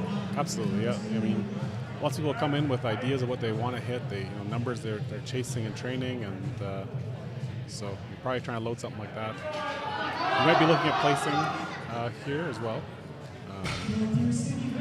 But lots of people just chasing personal records. So. Yes. She seemed happy. She seemed really happy with 125. So she said it was hard, but it moved pretty well.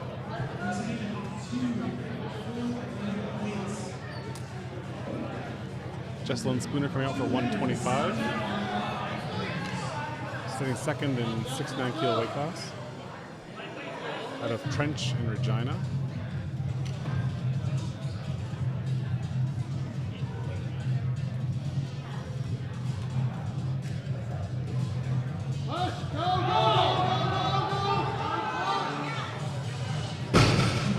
Sticky at the midpoint of her thighs, and she got called on hitching there, So came off the floor better than I think her second did, and then just got a little stuck there in the mid thigh position. It seemed to me it got away from her body a bit. It was too far away from her. Yeah, I think it might have been a little in front of her. Yeah. And there's, when you're lifting, you're always you could do certain things that can make the start easier, like you can round your upper back maybe to get the start a little bit easier, but it might come back and bite you there at the midpoint of the lockout, and it might hang the bar a little in front of you and end up making the lift harder in the end. So Pam's attempting 130, 7.5 kilo jump for her final deadlift.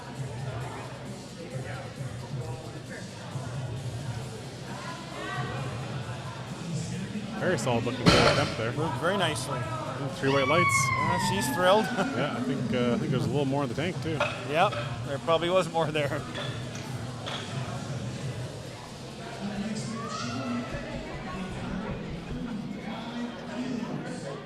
Shelby's added 5 kilos to her last attempt, her second. This is her third at 135. 297 pounds. We're looking at basically double body weight here for Shelby. Yeah, that's right. She is a 69 kilo lifter. That looked good. That was a good third. 3 white lights, yeah. Good lift.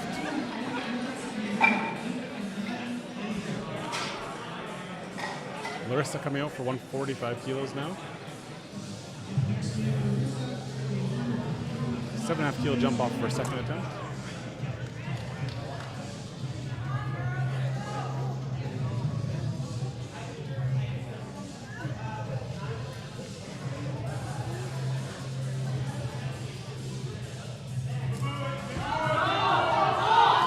Fighting to the mid, but looks like she's gonna get it. Let's see if she got her shoulders back there. Yeah, 3 white lights. Did. Good lift. Yep. So a lot of successful third deadlifts here. Yeah, That's good. Things are moving well. 150 kilos now for Jennifer. We got about 6 more lifters here in this round, and then, as Mark said, we'll go radio silent on our end, but we'll leave the feed running to watch the awards. 150, 330 pounds. Oh boy, she just Grip and rip it. rip and rip. And it moved Locked well up to to the bar. lights. Good lift. Didn't waste any time. Nope. You see some people who come out and they got a really elaborate, long setup, right? Really getting everything set and lined up. And you watch other people like that walk out and That's just almost, grab the bar and go. I was going to say that's Jessica Bittner. Yeah, That's rip for and sure. rip. Yeah, for sure. I love that. So All right, we got Jessie attempting 150 as well, 330 pounds for her final attempt. currently in first place in the 84 kilo category. That looked like a Nice good and lift. smooth. Yeah. A little more in the tank there. Yeah. Solid She third got, lift. she got one red light, but I think it's maybe a supporting tall from the front. Or still a good lift for her. Yep. And we have Jenny attempting 167.5 kilos. She missed at 165. I'm thinking her and her coach think that was more of a technical issue. She definitely got called on. I think she got one red light for not locking out and one for maybe supporting. Right. So little technical things just at the lockout, I think. Could definitely clean it up here. We saw her do that on the bench. Oh, that's better. Just to finish it cleanly here. Looks like she finished that one nicely. And two white lights, so that's a good lift. Was the red for soft knees possibly? It definitely could be, yeah. Or shoulders not back. I thought I saw the knees a little tiny. A little soft, yeah, definitely can get but to. a good lift. Good for her. Yeah. Way to come back and correct something and get that lift. Gail is going to be attempting 175. It's a 10-kilo jump for her final attempt.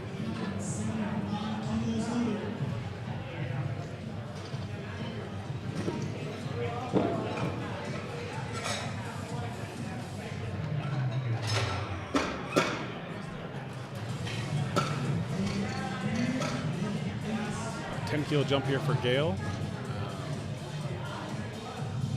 175. This is a magic number, I guess. It's 3 reds. 3 reds, exactly. You got it. Come on, Gail, finish it! There's always little milestones to chase, you know. Exactly. 3 reds, 3 45-pound plates, you know. You can find milestones anywhere. Just fighting through it. Just fighting through it. Oh, just a bit too much today. Oh, she's getting a little woozy. Uh-oh. As I was saying earlier, you get that big blood pressure drop after dropping. Like she lost her grip there and dropped it, and the blood pressure can plummet, and you get a little woozy, you know. So I think she's okay. She's walking off, so I think she's all right. Just got a little dizzy. So 2 lifters left. Amanda is going to be attempting 192.5 kilos. 12-kilo jump after 10-kilo a big jump, but yeah. her first and second moved really well. Yeah, I think her second moved better than her first. It did. If that continues, then this should move really well. This big a jump might be a PR. That might be a personal goal of some kind. About 425 pounds here. And it's moving well. It is. Oh, she just lost her balance there. I think she's okay. Yeah. She's got a little back on her heels. Mostly a balance issue, I think. Yeah. That's the sumo way. You're really trying to fight through, and sometimes you get a little too far back on the heels and lose your balance. So glad she's okay. Yep. She still had an 8 for 9 day. Yeah. She still had a very good day. And that deadlift was moving well. Like it was. It's you know, we're talking that balance at the quarter top of an inch, quarter of an inch, you know, and that's all it takes for you. You're losing your balance backwards. All right, Sarah's our last deadlifter in this flight. 195 kilos, 429 pounds.